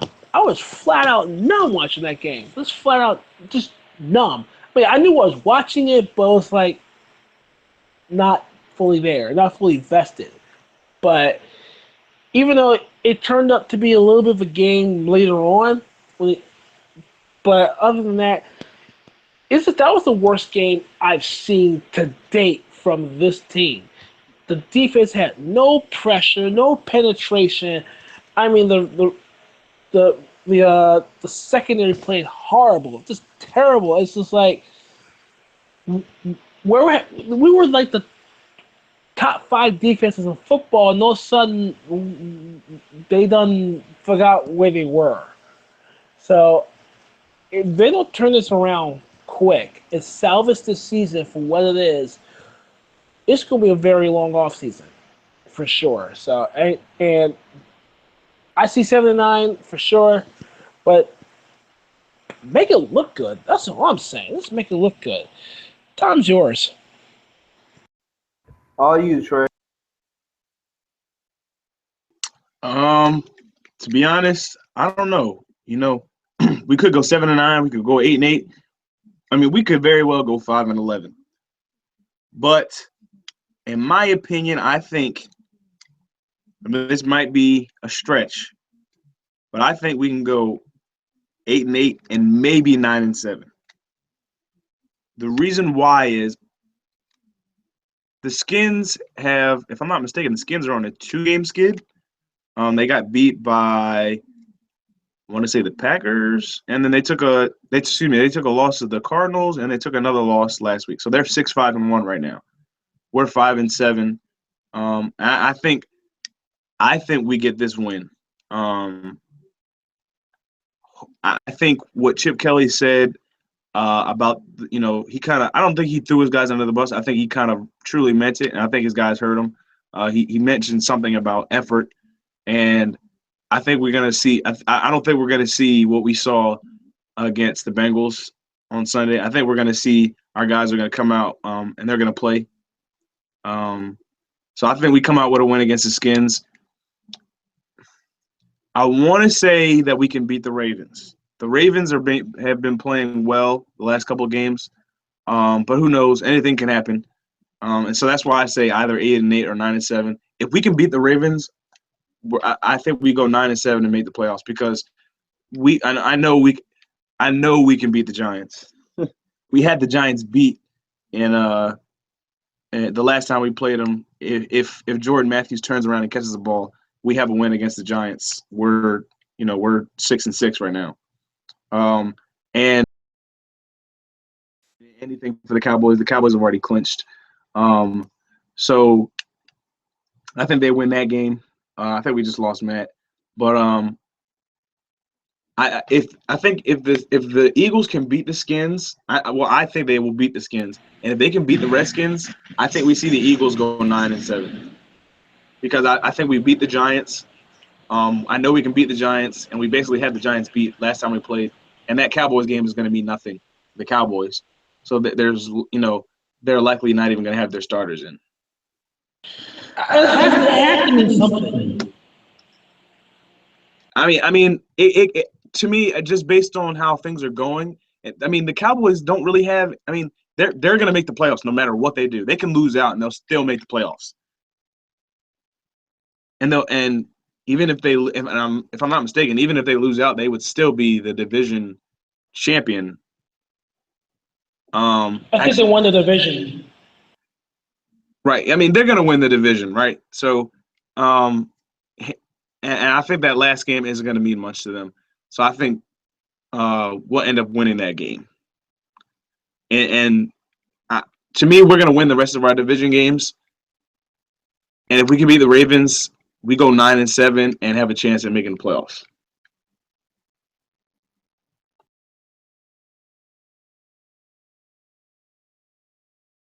Yeah, I definitely agree that the Eagles will at least go. They'll go 8-8 or 9-7. We'll see what winds up happening with them.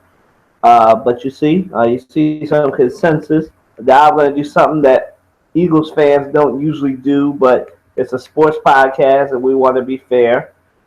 Do you guys think now, over the last few weeks, we're going to move away from the Eagles for a little bit, and we're going to do something that Eagles fans don't usually do? I'm ashamed to say this. Don't nobody go run back and tell nobody. But we're going to talk Cowboys. Does anybody think the Cowboys are for real? Now, they are 10-1. 10-1. They outside of the Patriots, they have the best record in football. I think they both have 10-1 records. So 10-1 or 11-1 records. So are the Cowboys for real? Like, are y'all ready to crown them? Is it gonna be Cowboys and Patriots in the Super Bowl this year? I will at least be rooting for the Patriots because no, I can't bring myself. No matter how good the Cowboys are, I can't bring myself to root for the Cowboys. So, do y'all think they're for real? Are they a Super Bowl contender? I'll start. I think that the Cowboys defense have been playing average. That offensive line is, how good Dak and Ezekiel Elliott has that offense looking. That offense covers up for the fact that the defense is horrible. That defense might be the worst. Besides the Redskins, the Cowboys have the worst defense in the NFC East. But because of that offense and the fact that Ezekiel Elliott controls the ball and they maintain possession, like the Eagles are number one in possession, in time of possession in the division, and I think the league. And right under them is the Cowboys. So that tells you something. The Cowboys control the ball to keep their defense off. The best offense is keeping, in the Cowboys' case, is keeping their defense off the field. And so, I think the Cowboys are for real only because until somebody figures out that you have to blitz Dak to hell, that's the only way to stop the Cowboys. So I think that the Cowboys are for real right now. Do I think that they are a Super Bowl contender, even though I hate saying that they are one right now because of that offensive line and because of Dak and Ezekiel. But I think that once they get to the playoffs and teams have time to prepare for them, I think they'll make it to the NFC conference, and I think they'll lose to the Seahawks. I think the Seahawks will make it to the Super Bowl, and I think we'll have a rematch. Seahawks and Patriots. That's my prediction. So go ahead, Matt or Trey, whichever one. Let me tell you something. I'm gonna tell you, it's like I have to hold my Grey Goose vodka bottle next to me just to talk about this said Cowboys, but I will not resort to it. Dallas Cowboys, and you said this beforehand. The, the reason they're winning games because of ball control and time of possession. If you watch the Eagles game, Monday night game versus the Packers, the Eagles lost that game because of time of possession. Same thing with Cincinnati, time of possession. Cowboys are doing just that. They are controlling the ball, keeping this defense off the field because their defense is a liability. With that being said, are they a Super Bowl contender? I'll swallow my pride and say it. They are right now, according to the regular season, but we shall see by the time they get to the playoffs. Because when the playoffs starts, it's a whole different season. You may play 16 games and rattle off 12, 11, 13, 14, 15 wins. 16 wins even. And we've seen how that played out with the New England Patriots. Go 16-0, try to run the table and ran across the New York Giants. Which, by the way, if it ain't the Seahawks that'll knock off the Cowboys, it's the Giants. And I believe, for some reason, it's something about the New York Giants that can knock off the Cowboys. And if it ain't them, I'll tell you right, it'll. And I hate the Patriots as much as the next person in the line, but I will pay to see that. I will pay to see Tom Brady dismantle the Cowboys. Or if you're a historical nut, if you're a historical junkie like myself, you want to see some type of tradition going on, Oakland, which I don't think will happen, Oakland or Oakland or Dallas, maybe Kansas City. Is watch Andy Reid just do what he does against Dallas all the time. But dude, Dallas is someone you should take seriously as a team. But as far as them going to the Super Bowl for real, I don't see it. It's scary to see. They have the potential to do it, but not unless Jerry Jones gets in his own way and any other things that could happen. But as far as I'm concerned, oh Lord, Dallas is a team for real, and I'm just gonna leave it at that. Take it away. Yeah, unfortunately, Dallas is a Super Bowl contender. And we got to just come to terms with that. Same way we had to come to terms with the fact that Donald Trump is president. But I'll say this: Colin, you mentioned that the Cowboys will. I think you think they'll make it to the NFC Championship and they'll get knocked off by Seattle. Now, for the past 2 years, maybe even 3 years, Seattle's been a team to have a bad start, and then as the season goes along, they'll improve tremendously, and they'll be the team that we expected them to be from the start of the season. And that hasn't really happened to me. I haven't really seen that happen yet. At this point, I believe the Seahawks are 8-5 or 7-5-1, something like that. You know, they have a tie to, I think it was Washington. Arizona. They've got a it was yeah right, the tie to Arizona, who is not the team that they were last year and the last couple of years. They've got a bad loss to the Bucks. So in my opinion, at this point in the season, the Seahawks are not the team that they have been in the past couple of years, where they kind of started off, kind of shaky and then have drastically improved towards the end of the season. And so because of that, and because of the fact that there really aren't any other teams in the NFC and the NFC for that matter that will really challenge Dallas, I think Dallas goes to the Super Bowl. But I'm going to go out on a limb and say that the Kansas City Chiefs will be in the Super Bowl. I think it's going to be the Kansas City Chiefs and the Andy Reid led Kansas City Chiefs versus the Dallas Cowboys. And to be honest with you, I would not mind seeing Andy Reid win the Super Bowl as much as I wanted him to win a Super Bowl when he was our quarterback, and as much as I wanted us to win that Super Bowl in 2004 against the Patriots. I would not mind seeing Andy Reid win a Super Bowl as a Kansas City Chief because he deserved it. To me, as crazy as it sounds, I think the Kansas City Chiefs, because of how consistent they are, they consistently play great defense. They consistently, on offense, they're not anything special by any means, but they play so consistently. I think we're going to see a Kansas City Chiefs versus Cowboys Super Bowl, and I think Andy Reid's Chiefs come out on top.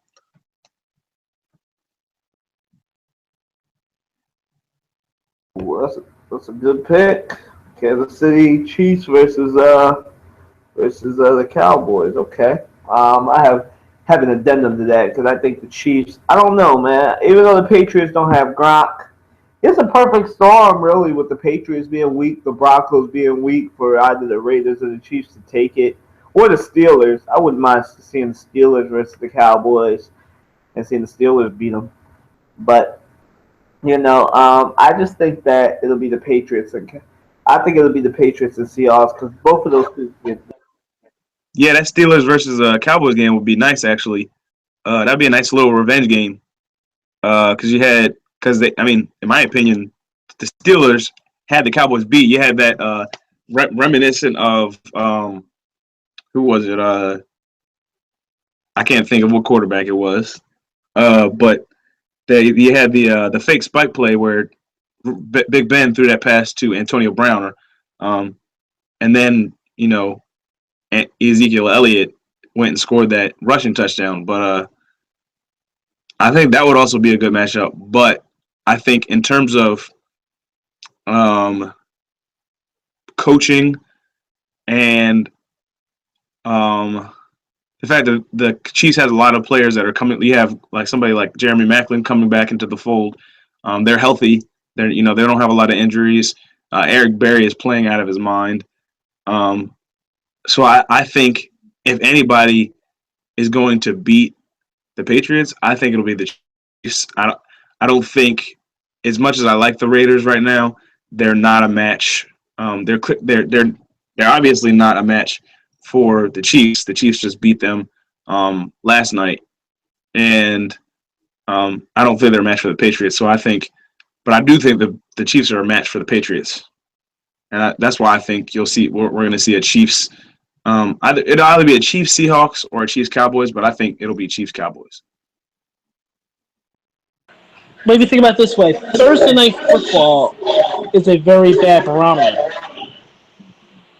You know, but I wouldn't go that far as to say, okay, the Chiefs were better. I mean, their defense is superb. Don't get me wrong, but the Chiefs has been very consistent. I'll give them that. The Chiefs have been pretty consistent. However, you got to respect Bill Belichick, the system that he runs, that New England Patriots system. You're not going against, okay, you're not get Gronk or Martellus Bennett for that matter. You're going against the system that is the New England Patriots. It's the system you have to beat. You're not just beating Tom Brady. You have to beat the system. You have to beat the machine that is the New England Patriots. And they showed you time and time again. It don't matter who they put in there. As long as you work that system to perfection and do your job in New England, guaranteed they're even without Tom Brady, they went 3-1. They could have went 4-0. And it shows it doesn't matter who they plug in. It's the fact of the matter that system you have to beat. And Tom Brady is the best man to run that ball club. And the,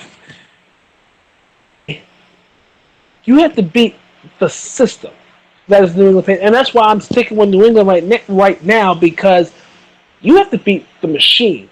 You have to beat Belichick. You have to beat Brady. You have to beat the organization. I mean, granted, Kansas City has been consistent.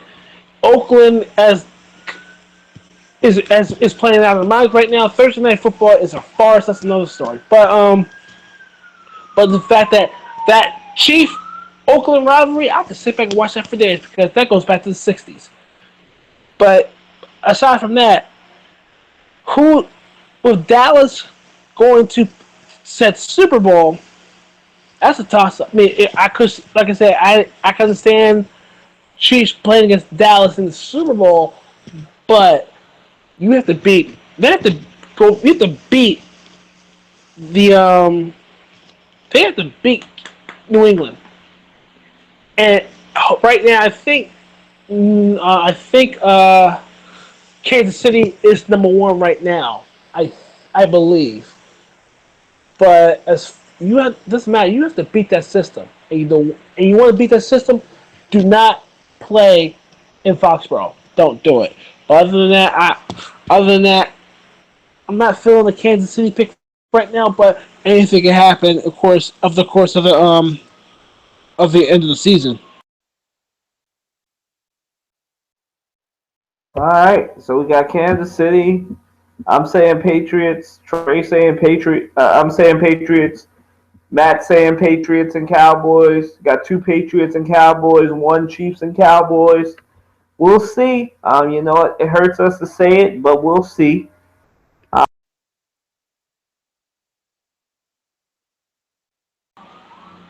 How do you mute yourself?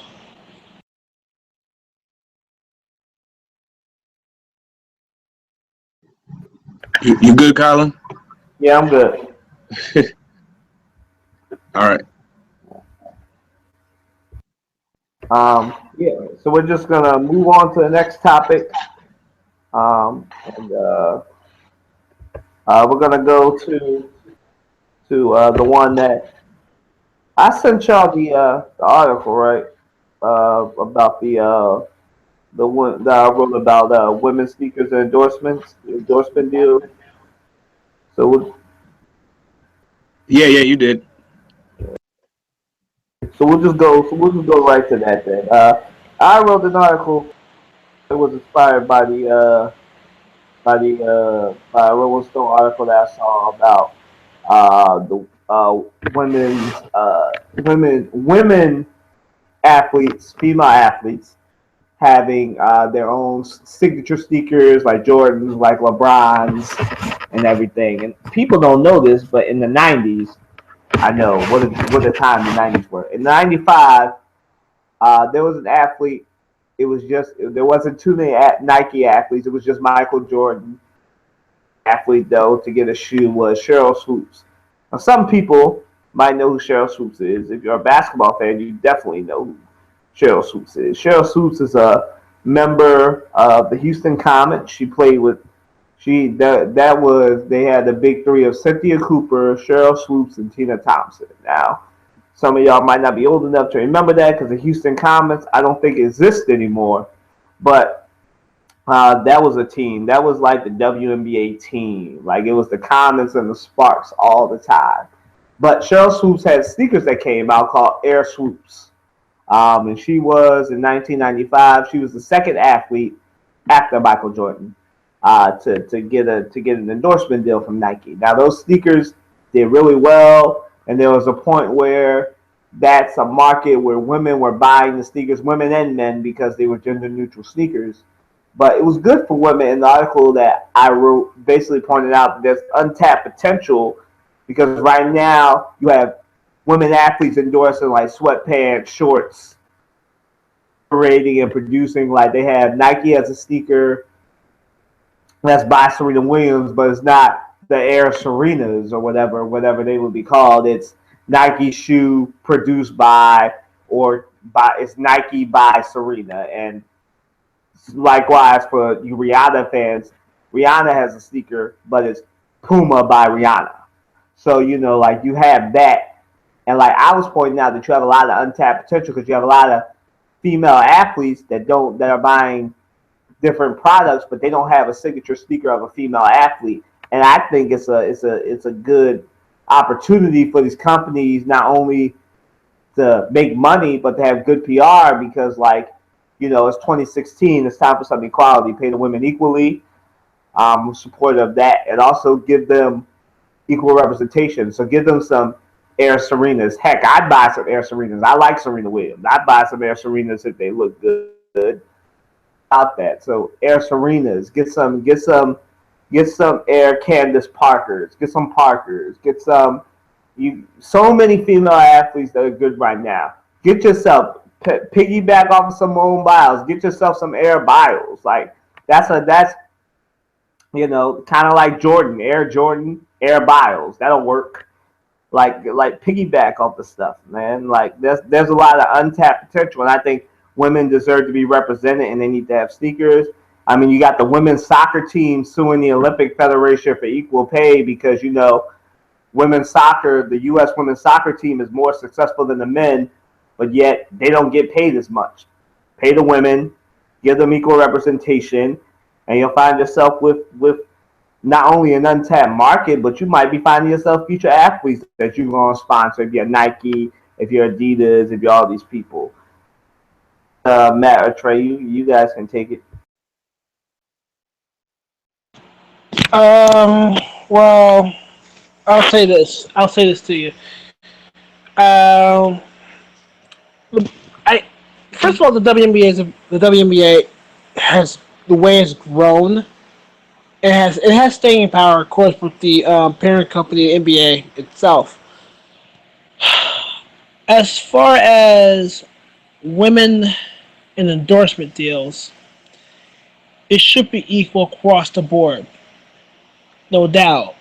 However, I mean, I have to admit, sports is a very male-dominated uh, business venture at the end of the day.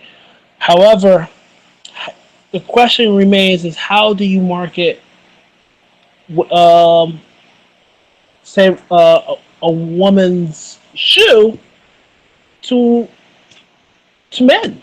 Basically, I know you said Short Shoes had pretty much a unisex shoe, you know, which is I think was a good idea, and you do start to see a lot of women wear sneakers. Not to say that some play ball, most don't, but they'll be willing to wear sneakers, and went down south call them tennis shoes.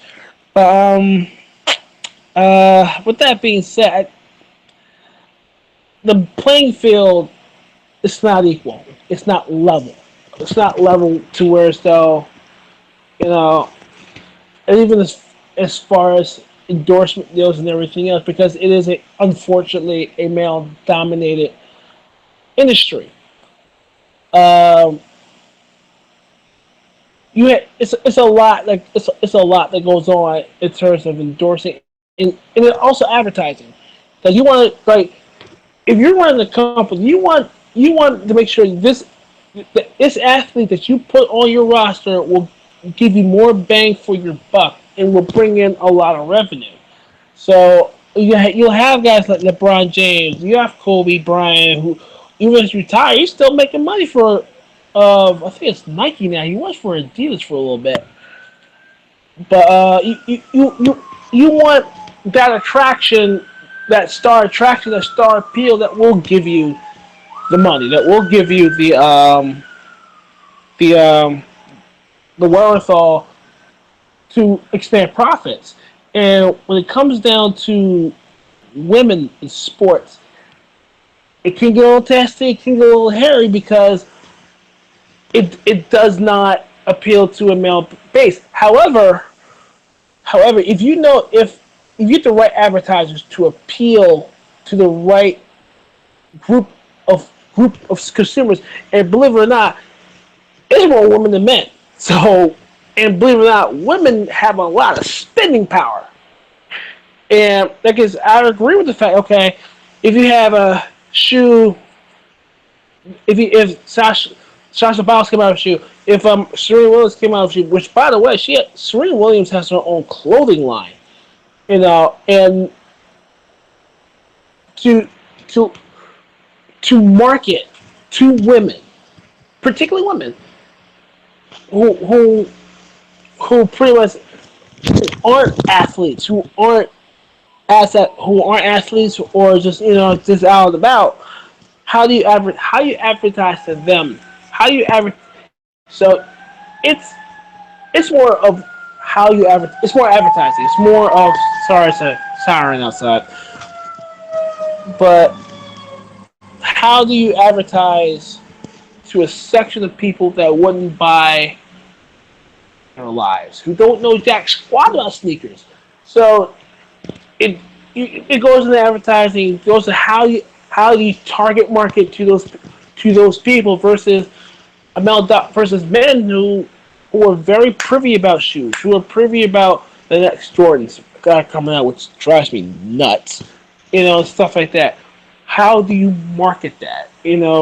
So that's where my mindset is on. Is the marketing side of things because in a male-driven market, not a lot of women's shoes will get a lot of play. However, the question remains is how you market towards women who spend a lot of money, who will spend money, but will support that female athlete, whether it be for a cause, for breast cancer, or whatever have you. How do you do it? So that's where my take is. It's more of an advertising. It's more marketing, so to speak.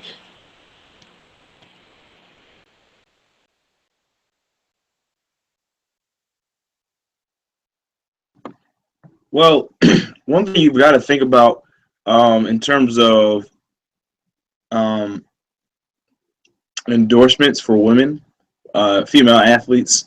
It's not only shoes. Athletes in the NBA and the NFL do commercials, that type of thing.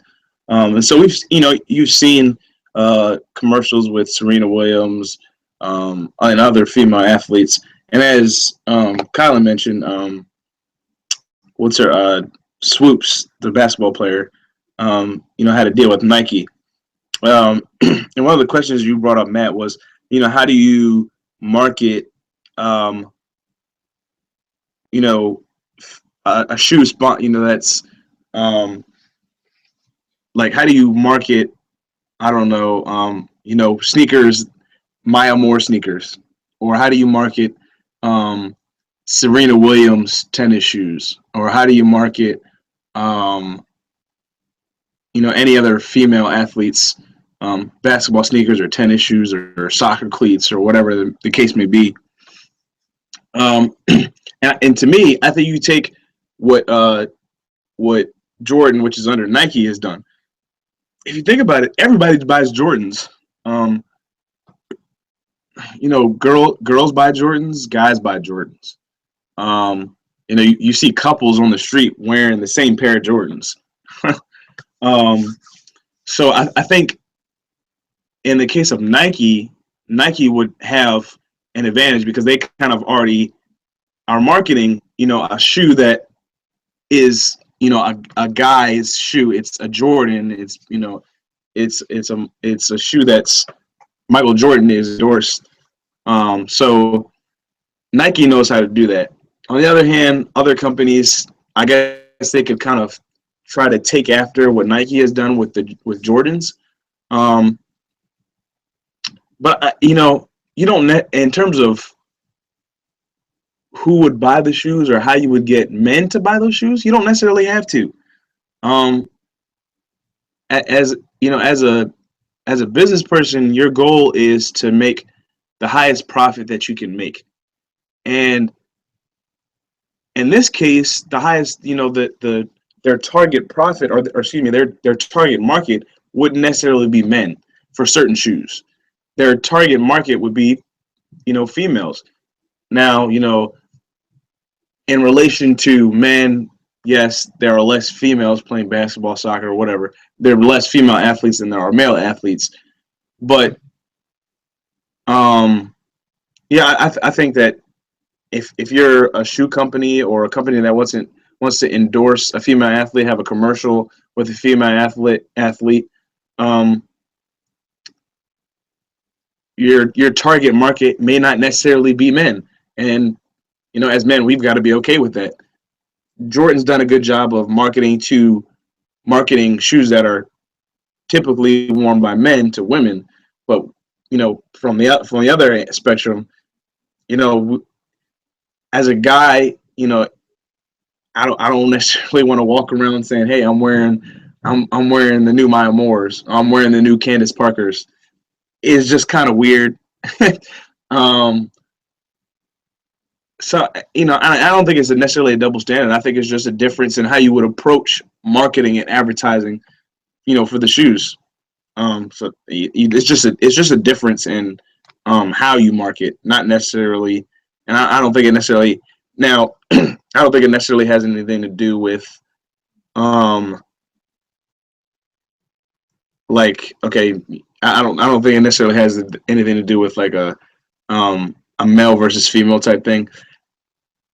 Are there less female athletes that have endorsements, shoe deals, commercials? Yes. Um, and I think maybe that, on that from that perspective, yeah, there's definitely a discrepancy. Um, but yeah, that's my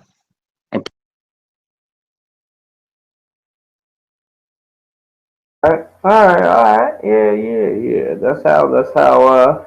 I agree. To Matt's point, how would you market it? Going along with what Trey said, I just think that you market it. You not only do what Jordan does, but Jordan and Nike, the Nike brand as a whole, and Adidas too.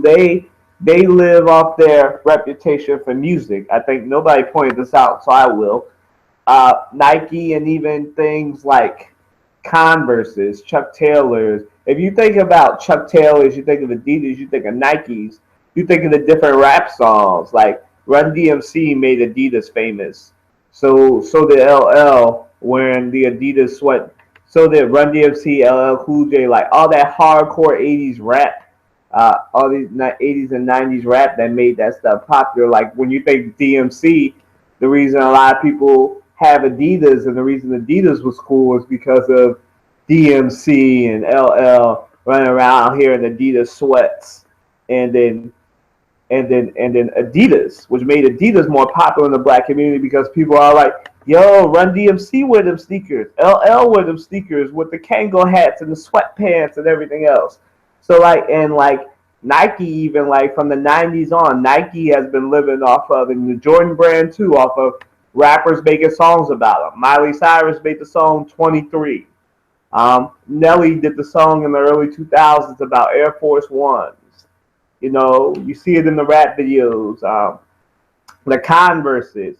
I tell you, I got multicultural friends. So in the rock grunge scene, Converses, Chuck Taylors are popular down there. That's what they do. They wear the Converses, the Crocs, all that grunge stuff. So like, each different music genre has a sneaker that appeals to those artists, which you could just market sneakers by putting like you can put Beyonce in an Air Parker or an Air Adidas. You could have, because Serena Williams is close with her, you could have Beyonce rocking Air Serenas in her next video. There you go. There's your whole marketing campaign right there. Well, Beyonce wears them. You're not cool if you don't wear them. So like, you also got to think about the part that music plays into, especially with the popularity of Nikes and Adidas. Both of those brands live off their reputation, especially in our community, from their rap, from their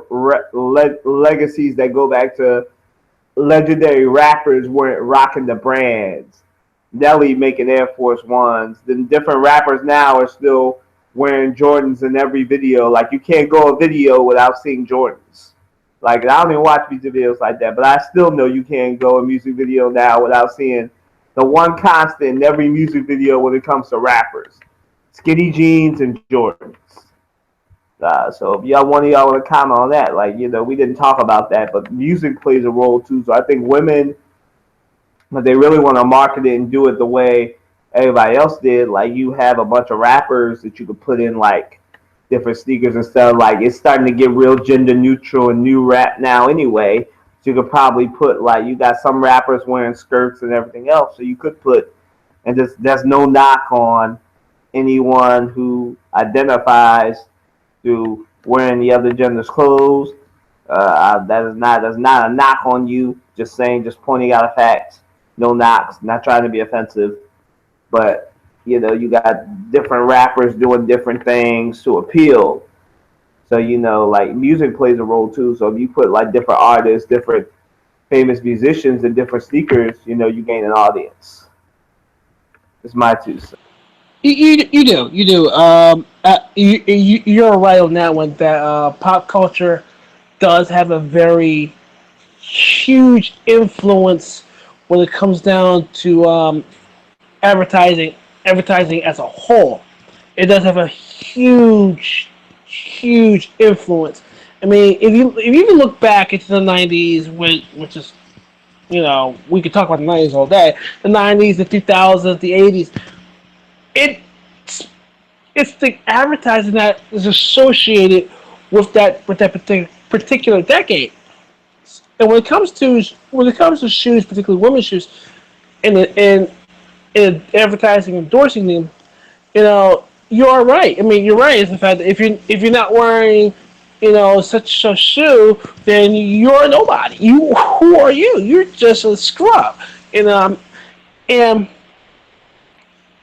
it goes to show, like, it goes to show the power of advertising. The power. I mean, it's like Colin said, if Beyonce wore Serena's shoes or Mia Moore's shoes, wherever shoes, chances are everybody and their mom are going to figure, is going to want that particular set shoe that she wore, that Beyonce wore. So again, it talks about the the power that advertising and marketing can do. It can even for generations, it's like signifies a generation. Like you said, with the '80s, with Adidas, with Run DMC, and LL the Kango hat. So I ain't gonna lie to you, growing up, it's like, if you wore a Kango hat, you was cool. And you still, even to this day, it just personifies coolness altogether.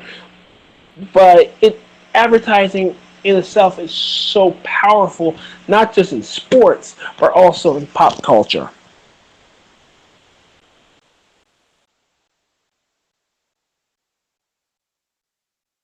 Trey, if you have any final thoughts, you can wrap it up. Yeah. It's good that you brought that up, because I didn't really think about how music can actually play into the clothing industry. So yeah, I think that's actually something that's would, as a business, someone like Nike or Adidas, that's definitely something that you could use. Then again, you don't really have I mean, in the music world or the rap world, you have, really the only rapper that's still relevant would be Nicki Minaj, and I still couldn't see myself wearing a pair. I'm wearing a pair of Minaj's, but if Nicki Minaj or as Matt was saying, if you saw Beyonce wearing a pair of, Air Parkers or Air Moores, something like that, or you saw a pair of sneakers, you saw somebody famous wearing, a famous female wearing a pair of, some these shoes, sponsored by, a female athlete. A lot of people would wear them just because, they saw this person wear them. However, I think that you'd have a lot more. You just have a lot more female wearing those shoes. Like you don't like when you see, for guys, when you see another, you see a celebrity with a pair of shoes. I use Kanye for example. When you see a new pair of Yeezys out, everybody and their mother is on that website. Literally, it's so bad that like the website will crash when a new pair of Yeezys comes out or a new pair of Jordans comes out. But you don't necessarily see women doing that for male shoes, and I don't think you would see that. You wouldn't see women doing that for male shoes. So yes, the the marketing tool of music and other celebrities would help, but I still think in terms of target market or who you're targeting, your marketing and your advertising from the perspective of a female athlete endorsement, you're still going to target female athletes and other females to wear your shoe or to wear something from your clothing line. So yeah.